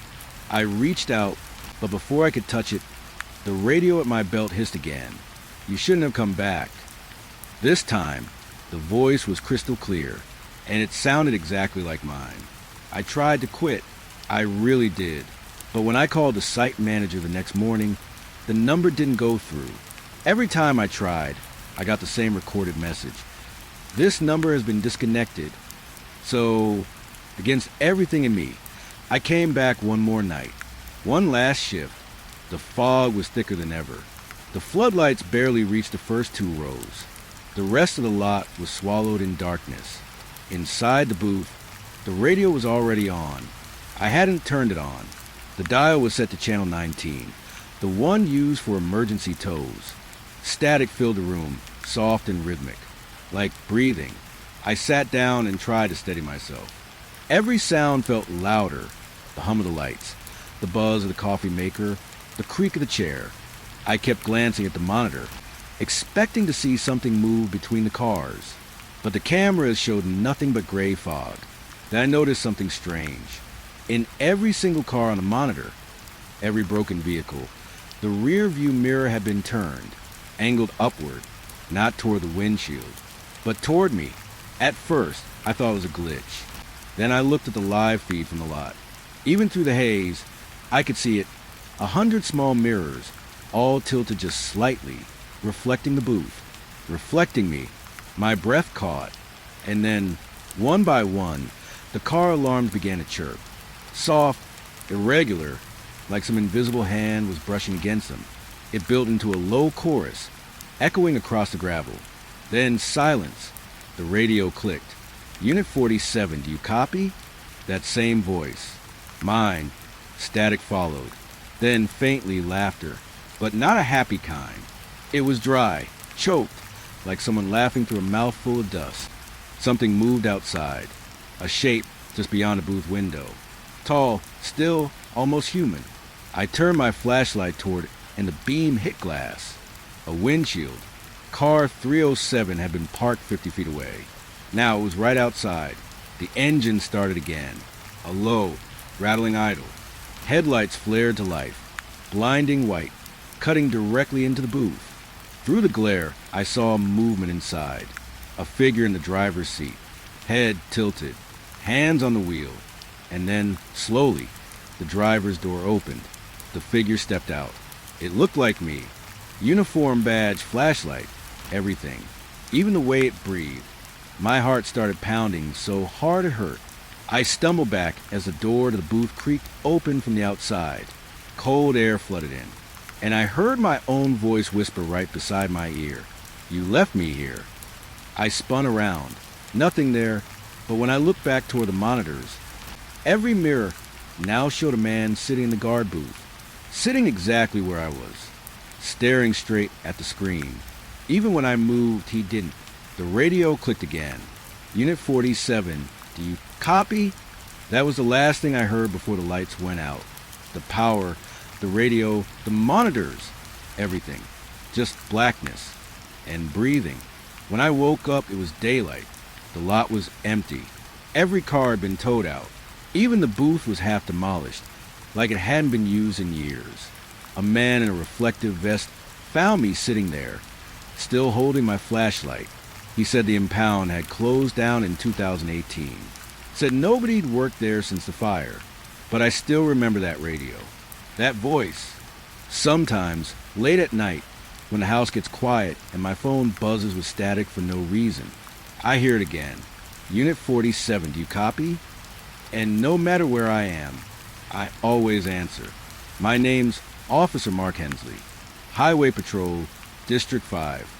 I've worked this stretch of road for nearly 14 years, long enough to know every cracked mile marker, every washed-out turn, every rusted mailbox half swallowed by weeds. There's a strange kind of silence out here at night, not the peaceful kind, the kind that feels like something's holding its breath. You hear it after 2 a.m., when the highway goes empty, and even the wind stops moving. That's when the world feels thinner, like you're driving through something that isn't supposed to be awake. It was one of those nights when dispatch called in a little after 2:30. Unit 11 to 3, possible break-in, Highway 11 northbound, Old Hollow Road, the St. Jude Church property. I remember staring at the dash for a second before I answered. That place hadn't been standing for years. I keyed the radio. Copy that, dispatch. Confirming location, St. Jude's. A pause. Affirmative. Multiple reports of lights inside the main hall. Copy, I said. I'll check it out. And that was that. The drive took maybe 15 minutes. But the closer I got, the more I realized something was off. The night was wrong. Too quiet. The fog was heavy. rolling low across the road. Thick enough that I had to cut my speed down to 25 just to see the center line. St. Jude's used to sit on the corner, where a hollow road splits from a highway. It burned down in '98. Electrical fire, they said. They never rebuilt it. Just fenced off the property and left it to rot. When I pulled up, the gate was hanging half open. The padlock was snapped clean through. My headlights cut across the yard. Dry grass, charred wood, and the faint outline of a church that had been reduced to bones. But something shimmered faintly inside the ruins, like candlelight. I stepped out of the cruiser. The air was sharp, cold in a way that bit through my uniform. I radioed in. Dispatch, this is 11 to 3. I've got visible lights inside the structure. No movement yet. No answer. Just static. I tried again. Same thing. That's when I heard it. Faint, carried on the wind. Singing. At first, I thought maybe it was my radio bleeding from another frequency. But it wasn't. It was coming from inside the church. Low, distant voices. A melody I couldn't quite place. A hymn, maybe, but it wasn't any tune I'd heard in Sunday service. I moved closer, boots crunching over ash and broken glass. The front steps had half collapsed, and when I reached the doors, or what was left of them, I realized something strange. The light wasn't candlelight. It flickered like it, sure, but it was cold, bluish, almost electric. The singing grew clearer as I stepped in. Voices layered over one another. Men, women, children, all humming in harmony. But there were no bodies, just air and ruin. I swept the flashlight across the blackened pews. Every seat was empty. The walls were streaked with soot. The pulpit had collapsed inward. The wood warped into something that looked almost melted. But the sound, it was everywhere. It seemed to come from beneath me, under the floorboards. Except there was no floor anymore, just dirt and the blackened outline of the basement steps. I called out, "This is Highway Patrol. If anyone's down there, you need to come out now." The singing stopped. All at once, the silence hit me so fast it made my ears ring. Then something creaked from the basement. A slow, dragging shuffle, one step at a time. Coming up, I drew my gun, keeping my light on the stairwell. But when I looked closer, there weren't any stairs anymore.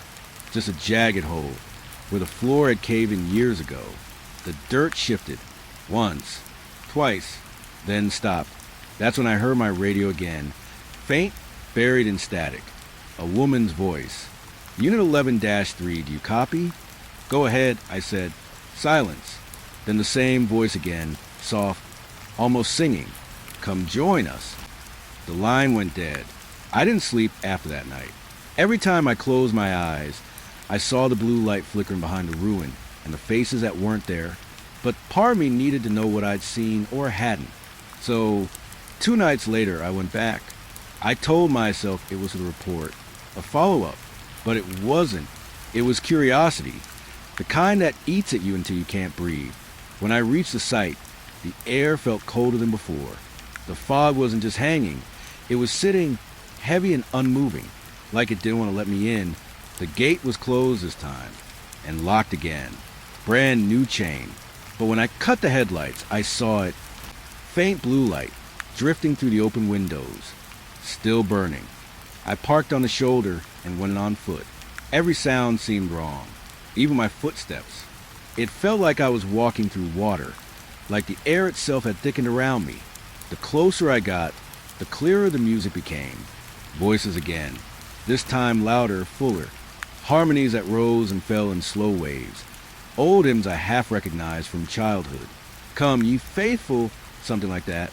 But there was no melody, no rhythm. Just endless repetition. When I stepped inside the ruin again, the sound came from below, from that same hole. But this time, I could see light down there, a faint blue glow flickering against the dirt. I leaned closer. Cold air rose from the hole like breath. And then I saw a movement, a shape, swaying side to side, like someone rocking while singing. I called out again. "This is the police. Identify yourself." No answer, just the hymn, louder now, as if the whole congregation was answering me at once. Then I realized something that made my blood run cold. There were footsteps in the dirt around me. Fresh ones. A dozen, maybe more, leading away from the hole, toward the pews. I turned my flashlight and froze. Every seat in the front row was filled, not with people, with shapes. They looked like ash statues, bodies made of soot and dust, slumped in prayer. Hands clasped, heads bowed. And though they didn't move, I swear I saw their chests rise and fall with each note. The singing grew deafening. I stumbled backward, flashlight shaking, trying to find the exit. And that's when something answered him. A deep, rumbling tone from beneath the floor, vibrating through my boots. Then, silence again. Just me and the dark. I ran out. Didn't stop until I reached the cruiser. When I turned the key, the engine sputtered once, then died. And for just a second, the radio came alive. Static, then the same hymn, the choir, singing from the radio itself. And underneath their voices, I heard one more, whispering directly into the mic. Mark, my name. I threw the radio onto the passenger seat and drove until I saw the lights of the next town. I tried to file my report. I really did. But when I got to the station, the system locked me out, said my access code was invalid. I'd been with the department for 14 years. I didn't even know that could happen. The sergeant on duty looked at me funny when I mentioned St. Jude's, said the place was off limits for investigation, said the county bought the land decades ago. No active files. I went home that morning and stared at the ceiling for hours. Sleep didn't come. The sound of that choir still echoed behind my ears. It wasn't just a song. It was inviting. By sundown, I couldn't take it anymore. I drove back. No radio. No flashlight. Just me. The fog was waiting, like it knew I was coming back.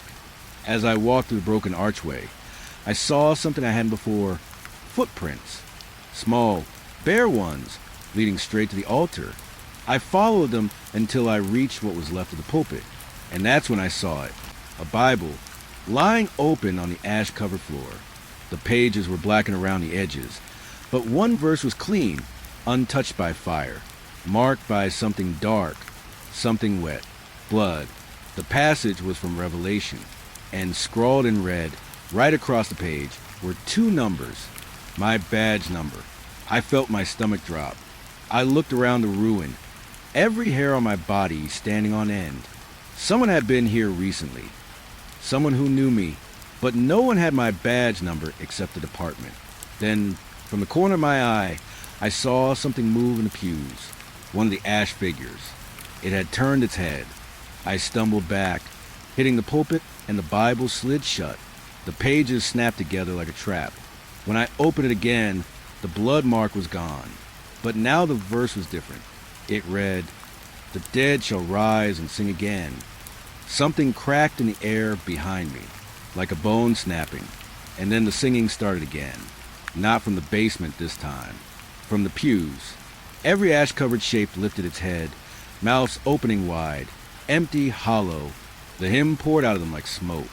I ran, didn't look back until I was halfway to the cruiser.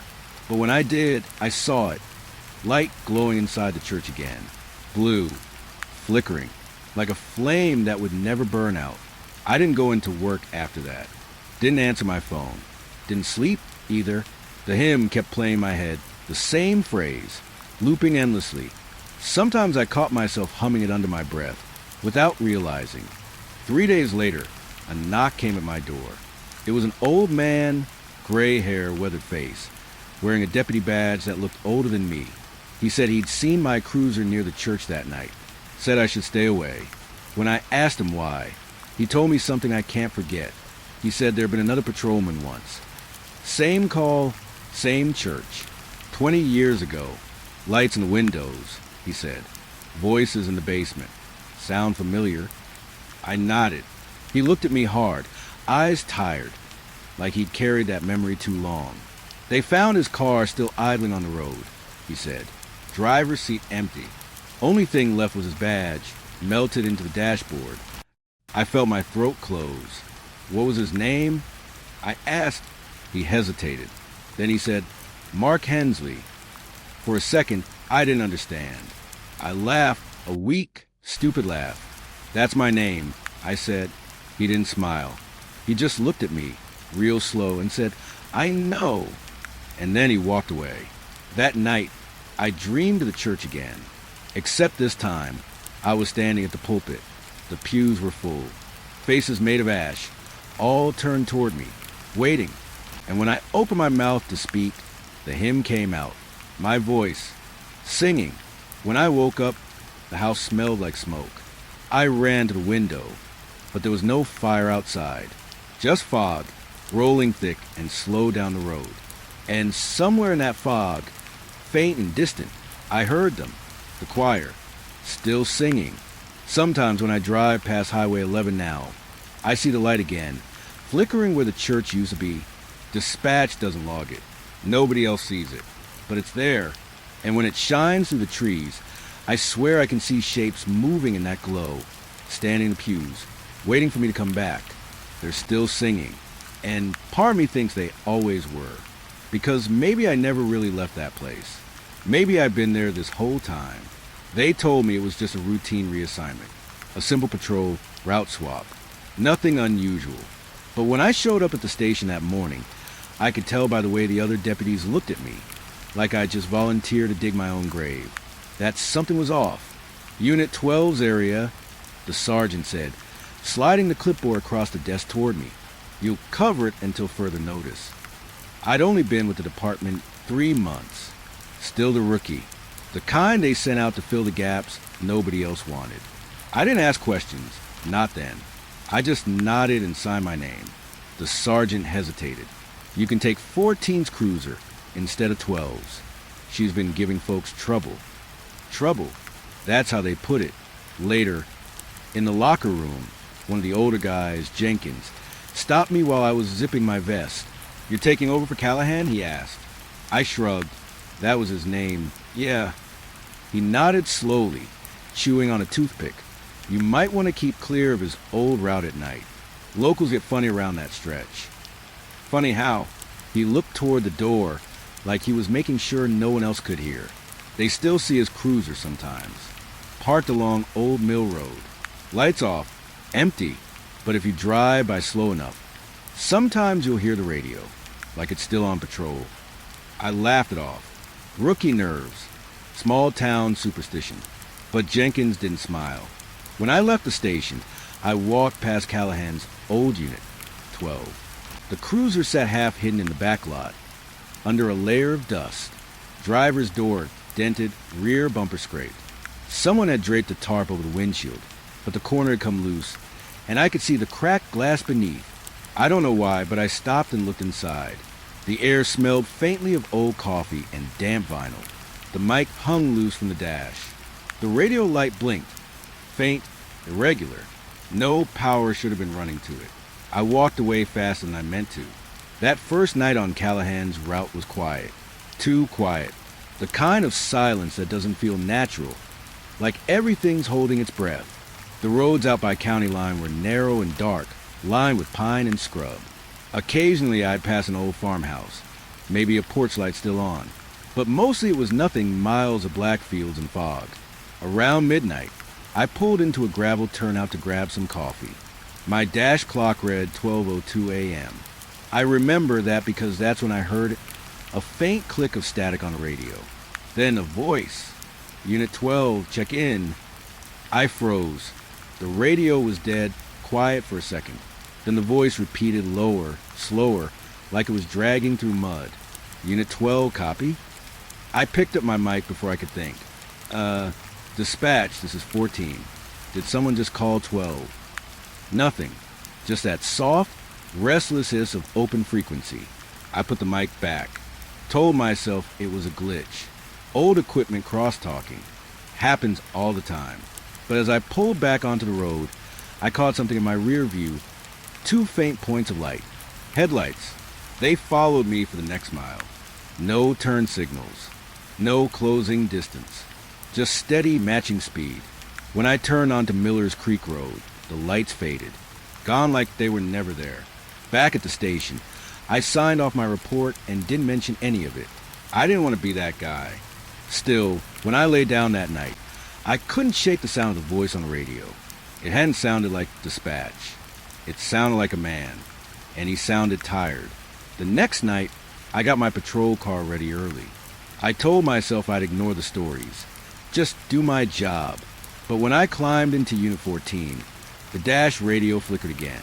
I frowned, checked the wiring, the fuse panel. Nothing wrong. I tapped the tuner. The channel display glitched, numbers scrolling fast before freezing on 1.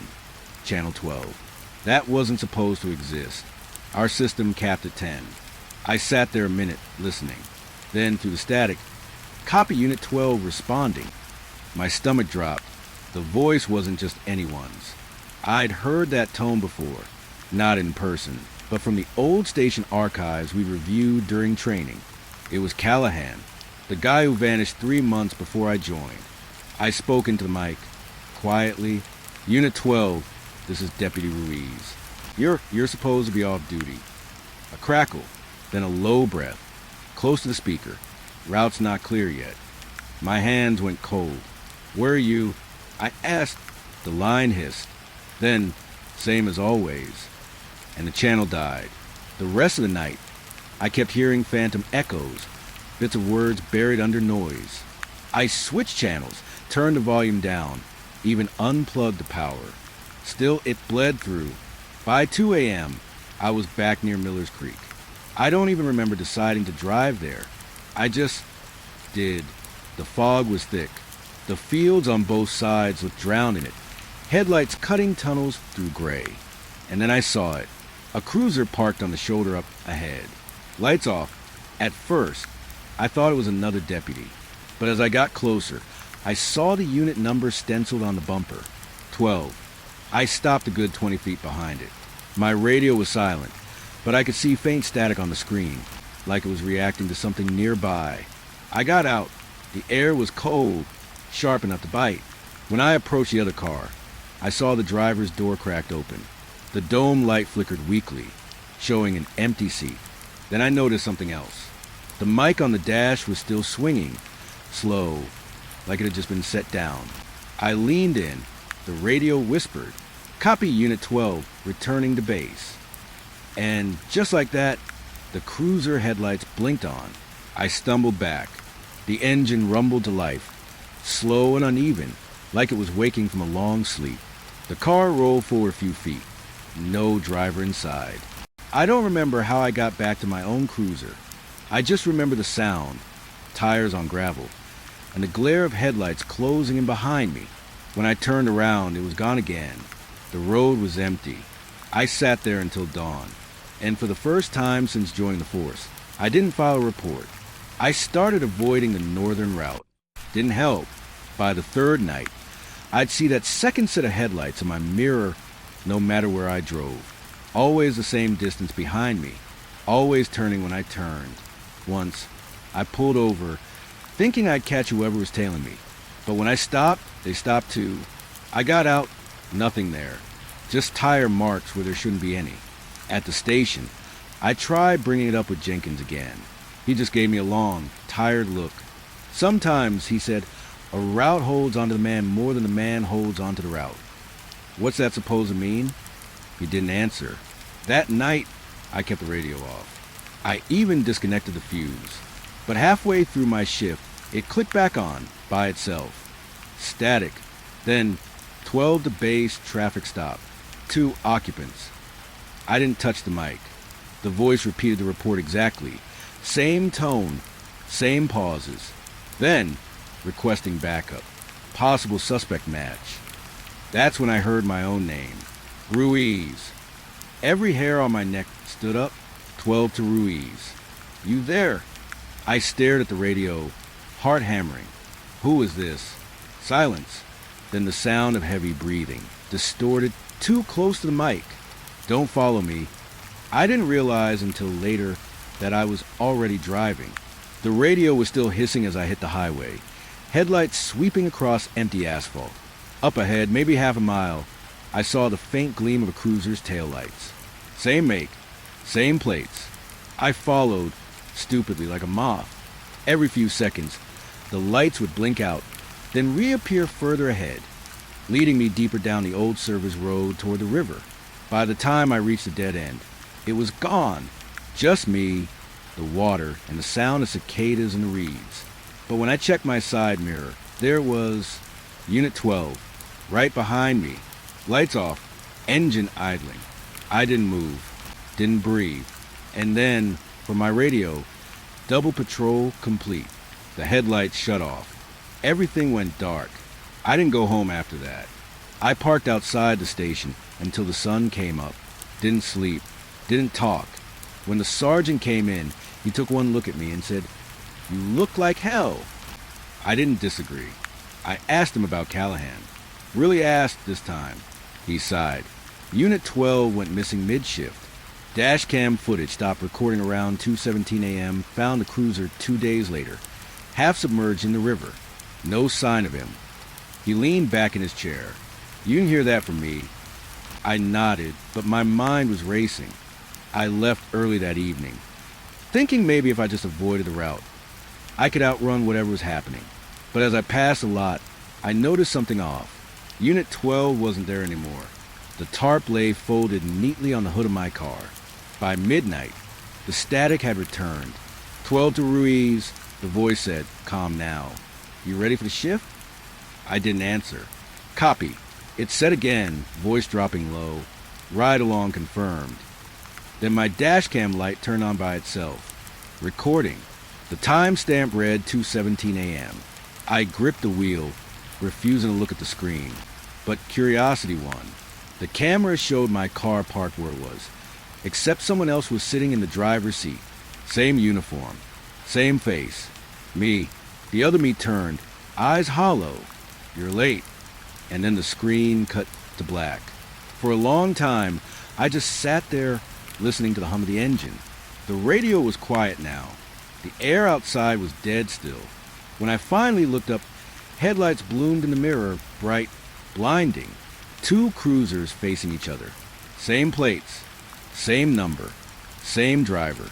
The next morning, the lot supervisor found both units parked nose to nose in the gravel. One engine still warm. Only one of them had a driver inside. And the dash cam kept recording for another hour. Just a faint sound of static and a man breathing in the dark. I didn't know why they sent me to the old cemetery that night. Honestly, I still don't.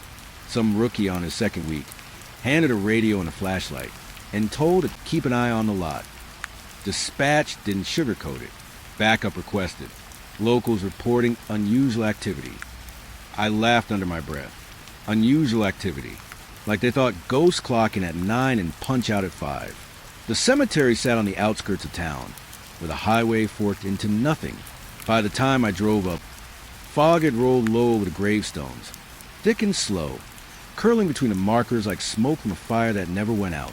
The only sound was my tires crunching over the gravel path, and maybe the faint whisper of wind through dead branches. I parked near the entrance, swung the door open, and let my boots hit the dirt. The smell hit me first. Wet earth decay, and something faintly metallic, coppery like blood, though I told myself it was just the old iron gates and the rain from earlier. Before I could take more than 2 steps, an old man appeared near the entrance. He wore a wide-brimmed hat pulled low over his eyes and leaned on a crooked cane. "You don't want to be here," he rasped. "I'm on duty," I said, trying to keep my voice steady. He snorted. "Don't mean a damn thing. The watchers don't care if you're on duty. They just watch." I blinked. "The watchers?" He shook his head and muttered something I couldn't catch. Then he shuffled away into the fog. I tried to shake it off. Small town nonsense. Legends to scare kids and rookies. But the unease settled in my chest like a stone. I flicked on my flashlight and started my patrol. The cemetery was bigger than it looked from the road. Rows of headstones leaned on each other, toppled in places, names worn smooth by time. I walked slowly, letting my light sweep over markers, the shadows stretching unnaturally long. That's when I heard it. A faint whisper, low and barely audible over the wind. I froze. "Hello?" I called, my voice cracking slightly. Nothing, just the rustle of leaves. I told myself it was the wind. It had to be. But then I heard it again, closer this time. A soft, deliberate shuffle behind a stone. I spun around. Nothing.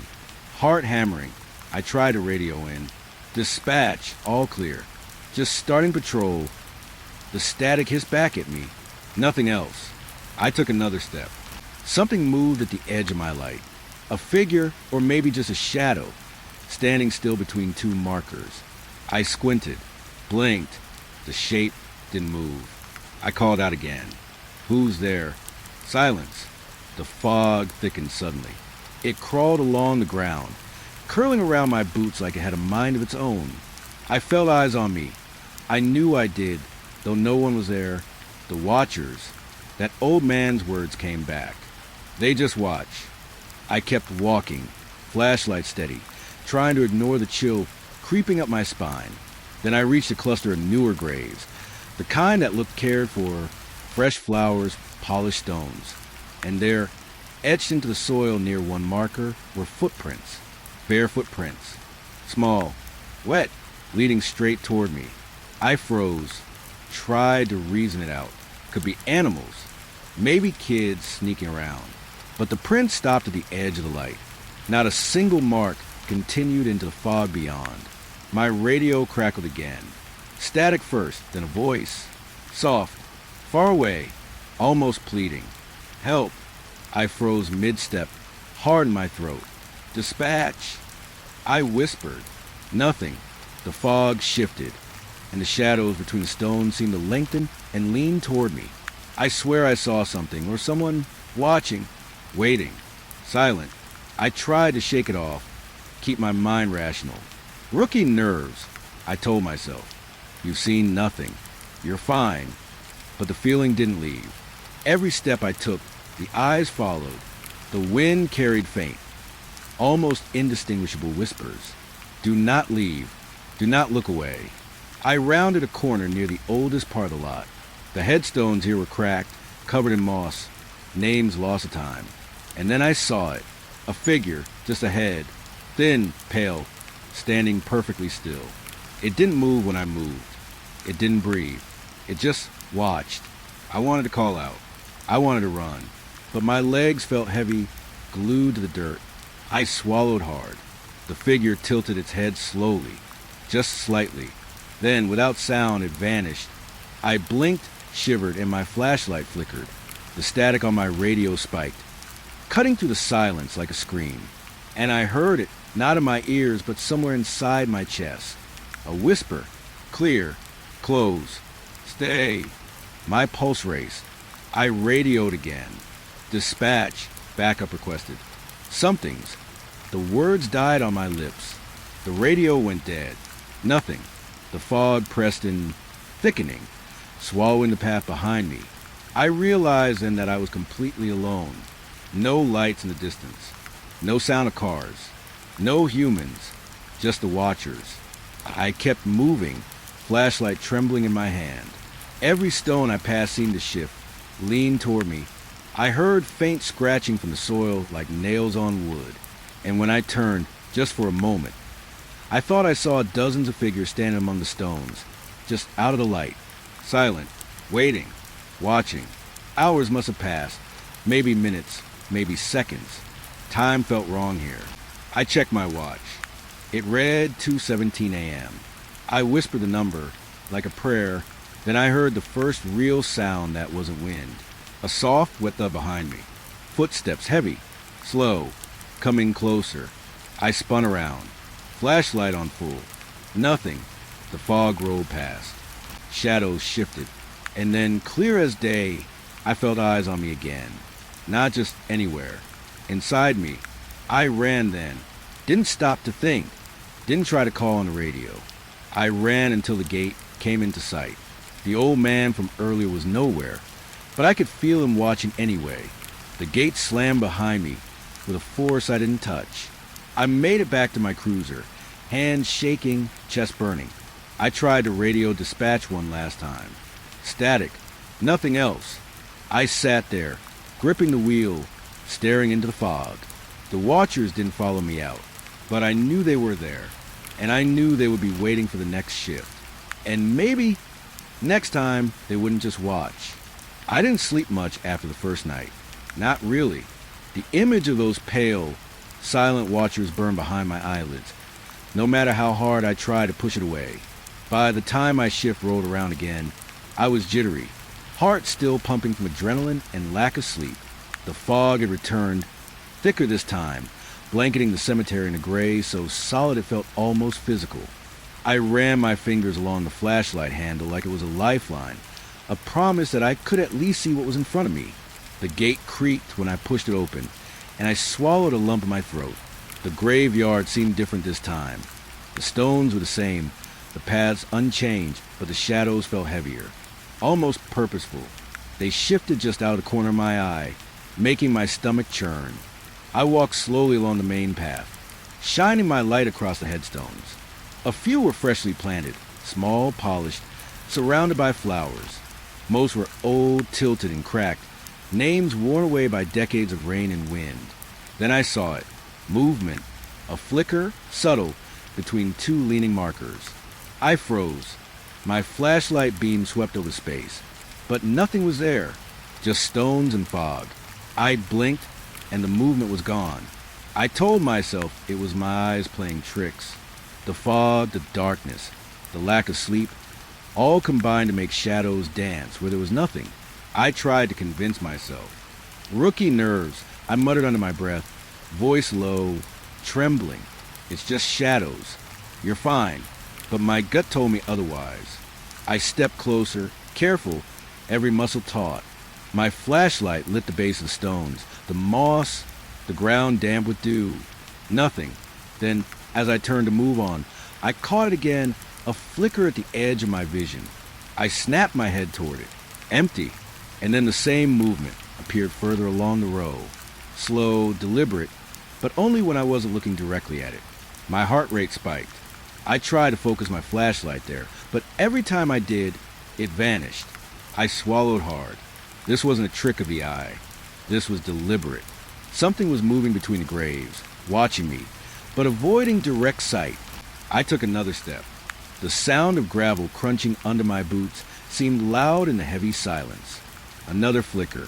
This time, two shapes moved together, like they were pacing me, keeping distance, studying. I want to call it in. Radio dispatch. Ask for backup. But the first night's experience had taught me that calling out didn't always help. Sometimes it made things worse, and the static had been wrong. Almost alive. I kept walking, forcing myself to stay calm, to breathe, but the shapes weren't subtle anymore. They darted between stones, vanishing the moment I looked directly. My eyes strained to catch any detail, any hint of what they were. And then I realized the movement wasn't random. The shapes followed me.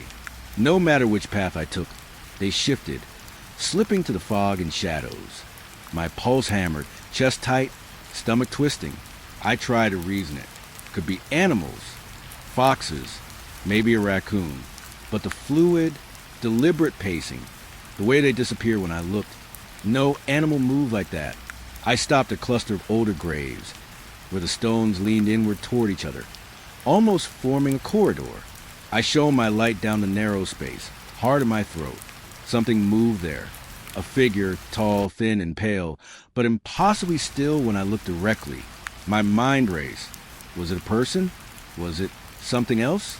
The fog thickened, curling around the stones, making the figure almost blend in. Then it flicked, almost like a ripple through water, and disappeared again the instant I tried to focus on it. I swallowed, gripping my flashlight tighter. Every nerve in my body screamed to turn and run. But I forced my legs to move forward, toward the open area where the newer grave stood. I had to know. I had to see what was out there. The fog seemed heavier now, like it had weight, pressing around me. The air smelled of damp earth, rust, and something faintly sweet that made my stomach churn. Every few steps, my light caught a flicker, a shadow slipping between markers, moving when I wasn't looking. I reached one of the older markers, a large, cracked stone leaning at an impossible angle. And there, just for a moment, I thought I saw a face. Pale, hollow, like the eyes had been carved out, the shape's head tilted as if it were studying me. I stumbled back, flashlight shaking. The figure didn't follow, didn't move. It was just there. And then, the moment I blinked, it was gone. The whisper of movement returned. Soft, wet footsteps through the grass, almost inaudible over the wind and trees. I spun around, flashlight beam slicing through the fog. Nothing, and then I noticed it. The shadows were aligning differently. The stones weren't random anymore. They formed patterns, shapes that seemed intentional. Every time I stepped forward, the shapes shifted, guiding me through the lot, corralling me without a word. I felt my skin crawl. Something was orchestrating the movement. Not my eyes, not the fog. Something alive. The shadows flicked again. This time closer. My mind screamed at me to run, but my feet felt glued to the earth. I tried to call on my radio. Dispatch backup. Static, not ordinary static. This time, it was almost like a whisper. Low, rasping, just under hearing, almost in my bones. Do not leave. I froze. My flashlight trembled. Every hair on my neck stood up. The shapes shifted again. Faster now. Not just behind me, but beside me, flitting between stones, slipping in ways that defied logic. I realized then, whatever was moving didn't want me to see it. And the moment I did, it vanished, always just out of reach. I stumbled forward, heart hammering. The corridor of stones twisted, the fog thicker than ever. My flashlight flickered. The air felt electric, charged with something ancient, something hungry. A soft, wet scrape sounded behind me. A shadow flickered past. I spun, but again, nothing. And then I understood. The watchers weren't just moving between the graves. They were following, studying, waiting. My pulse pounded in my ears. I wanted to scream, but no sound came. I forced my legs to move faster toward the exit path, but the moment I turned a corner, I froze. Figures now, several of them, standing still, barely visible through the fog. Tall, thin, pale, eyes black voids. Not moving, not breathing, just watching. I swallowed. My mouth was dry. Then, as I focused, they weren't there. Only the fog, only the stones. But I could feel them. Around me, behind me, waiting, always waiting. The whispering returned, low and indistinct, like wind through dry leaves. Stay. I realized I had been holding my breath. My legs uncoiled, trembling, and I ran. Not fast enough to outrun what I couldn't see, but I ran. When I finally broke through the trees to the gravel lot, headlights cutting through the fog, I didn't stop. I didn't even glance back. The fog lingered behind me, creeping between the stones like liquid shadow, and I knew, with absolute certainty, that the watchers would be there tomorrow night, and the night after that, because they didn't move only when I wasn't looking. They moved when I dared to look. I had survived, for now, but the cemetery had marked me, and I had no idea how to leave it alone. I shouldn't have returned. I knew that the moment my boots hit the gravel again, but something gnawed at me, pulling me back to the cemetery, back to the fog, back to the watchers I couldn't shake. The night was colder than the last. Fog lay thick over the lot, clinging to the stones, curling around the trees. The air smelled of wet earth and rusted metal, a scent that stuck to my clothes and hair. I swallowed hard, flashlight in hand, every nerve taut. I followed the path I had memorized from the previous night, winding through the older graves where shadows seemed to lean closer. I didn't hear footsteps behind me yet, but I could feel the watchers, always watching. I could sense them slipping between stones, just at the edge of my vision. The wind whispered faintly, carrying a voice I could almost recognize. Or maybe it was my mind, trying desperately to cling to reality. My chest tightened, but I forced myself to move forward. That's when I saw it. An open plot. The dirt had been freshly turned, like a storm had just passed through and exposed the earth beneath. My flashlight beam landed on the small metal tag at the head of the grave. My name. I stumbled back, heart hammering. The fog swirled around me, thick and suffocating. I bent closer to the tag, checking it again and again. It wasn't a trick of the light, not my imagination. My name stared back at me from the muddy tag, letters etched deep enough that they wouldn't wash away easily. I pressed my hands to my face, shaking my head. No, no, no. This wasn't real. This was a nightmare I'd woken into. I looked around, fog blurring the stones, shadows slithering between markers like living things. The watchers were here. I could feel them, surrounding me, pressing close, though I could see nothing. I took a shaky breath and knelt beside the open grave. The soil was cold, damp, almost sticky.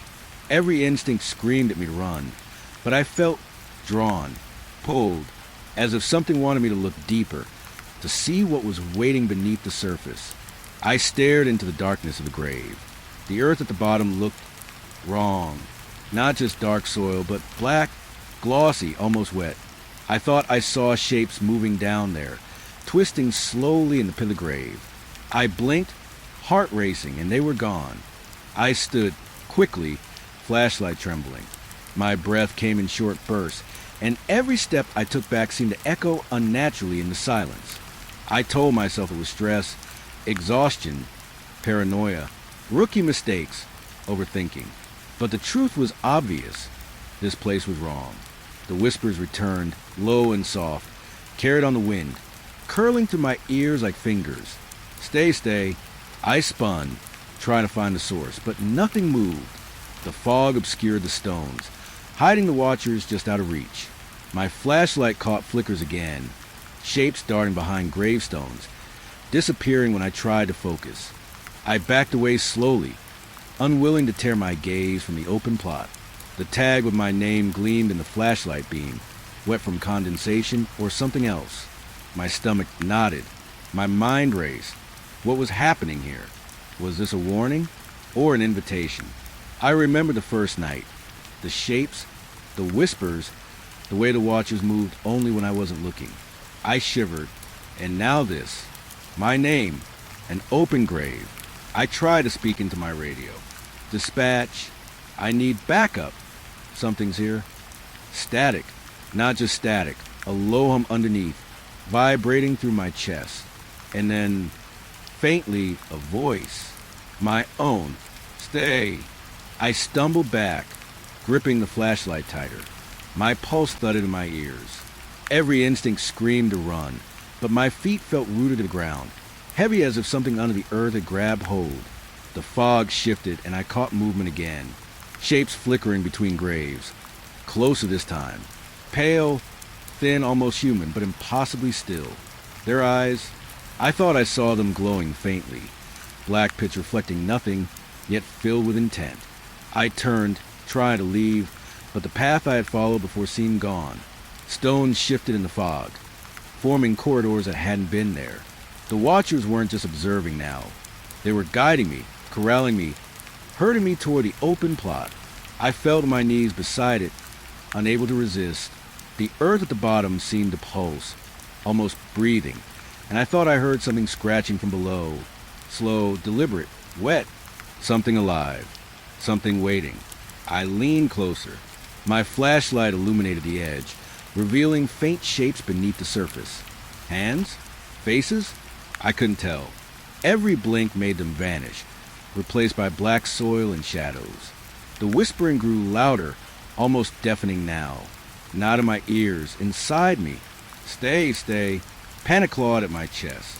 I scrambled back, gripping the tag with my name, pulling it from the soil. The metal was cold, slick with something sticky. I screamed into the fog, demanding answers, begging someone, anyone, to hear me. And then I saw it, a figure at the far edge of the lot, just beyond the open grave, pale, thin, impossibly still, watching, waiting. The eyes, black voids, locked on me and my stomach turned. Every hair on my body stood on end. I wanted to run, but the watchers weren't done. They began to emerge in the fog, slow and deliberate, moving between the stones, always just at the corner of my vision. I tried to turn, but my legs refused. I realized then that it wasn't just the shapes I feared. It was the pull, the compulsion. Something beneath the grave, beneath the earth, had claimed a part of me. I looked back at the open plot, my name etched into the tag, glinting in the flashlight beam. The soil rippled. Shapes moved just beneath the surface.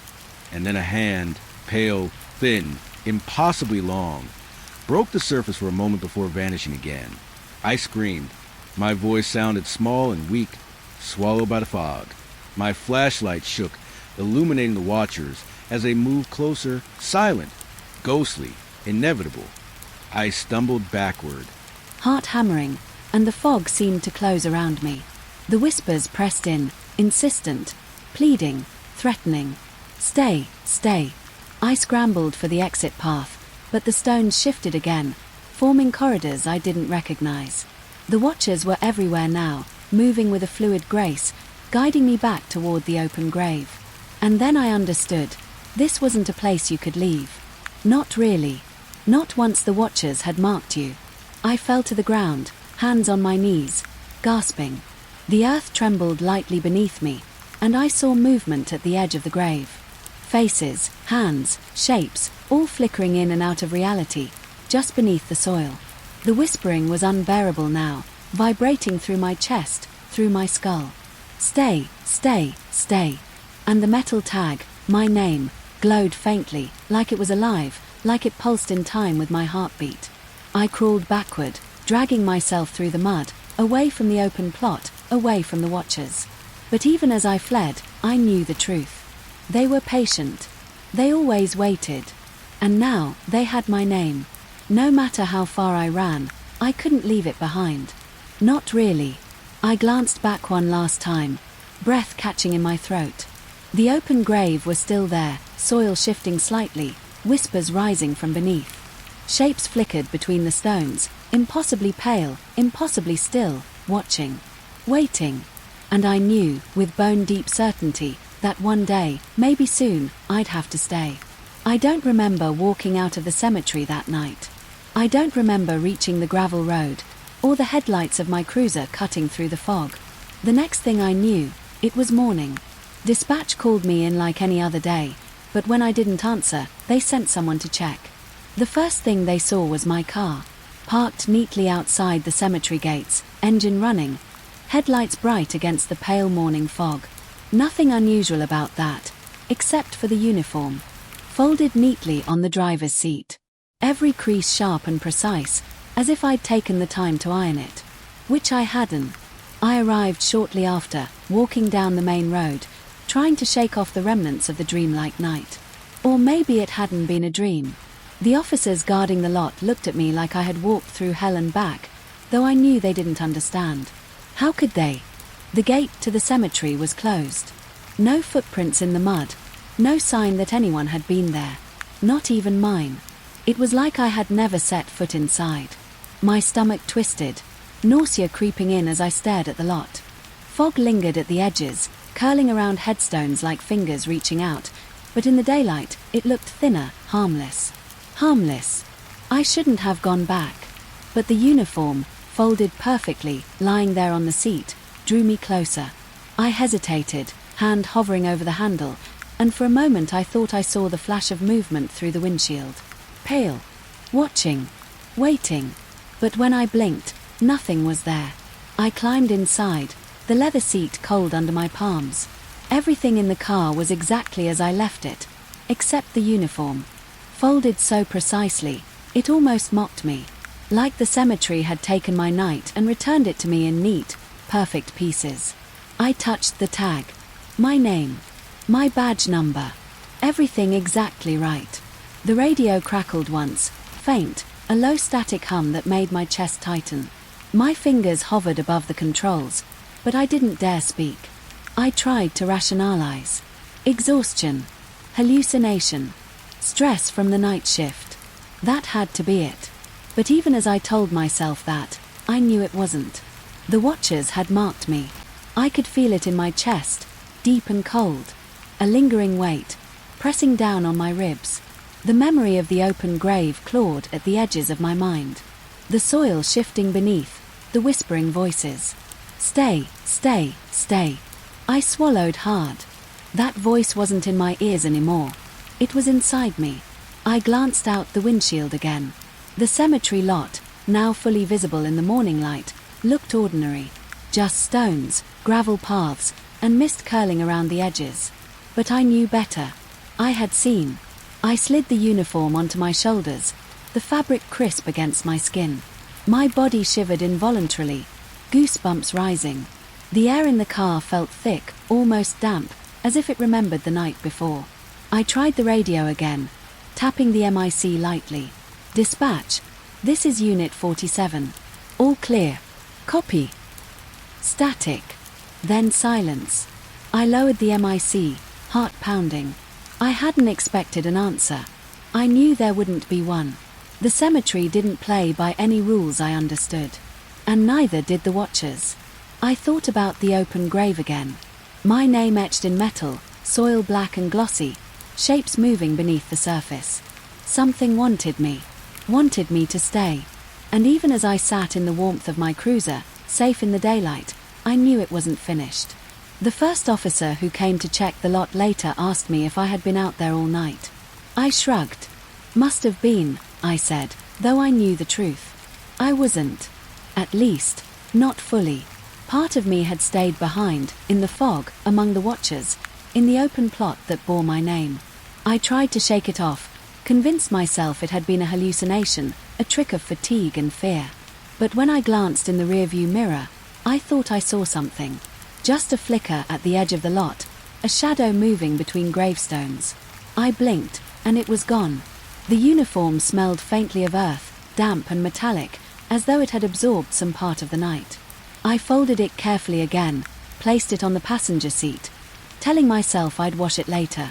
But the smell lingered, a reminder that the watchers weren't finished. I drove slowly away, headlights cutting through the mist clinging to the roadside. Every few seconds, I caught movement in the corner of my eyes, shapes moving just beyond my vision, shadows that seemed to shift when I tried to focus. I tried to talk to dispatch again. Unit 47, do you copy? I'm leaving the cemetery lot. Only static. It wasn't normal static. It vibrated through my chest, low and insistent. A whisper beneath it, faint, carrying a single word I could feel in my bones: stay. I pressed the accelerator, trying to put distance between myself and the lot. But the fog followed, curling along the edges of the road like smoke. I tried to rationalize. It was just morning mist, low-lying, lingering. I wanted to believe it. But my mind kept returning to the open grave, to the watchers, to the way the soil had moved beneath my eyes, the whispering voice carrying my name. I told myself it had been a hallucination. Exhaustion. Fatigue. The night shift playing tricks. But deep down, I knew it wasn't. Hours later, back at the station, I tried to piece together the night. My radio logs showed gaps, hours unaccounted for. My dashcam from the cruiser recorded only static when I had passed the cemetery entrance. And the uniform, folded neatly, smelling of damp earth, resting on the seat like a reminder. I tried to sleep that night. I really did. But every time I closed my eyes, I saw the open grave. My name etched into the tag, the soil rippling like something breathing beneath. Shapes moving, always just at the edge of my vision. Watching. Waiting. I woke up in a cold sweat, flashlight on the nightstand, and for a brief, horrifying second, I thought I heard whispers from the walls. Stay. I know I'm supposed to forget it. Move on. Pretend it didn't happen. Pretend the watchers aren't patient, watching and waiting. But I can't. Even now, the memory of the fog, the shapes, the open plot, and that neatly folded uniform follows me. And I know one day, if I return, or if I ever fall asleep too deeply, the watchers will be waiting. And they will want me to stay.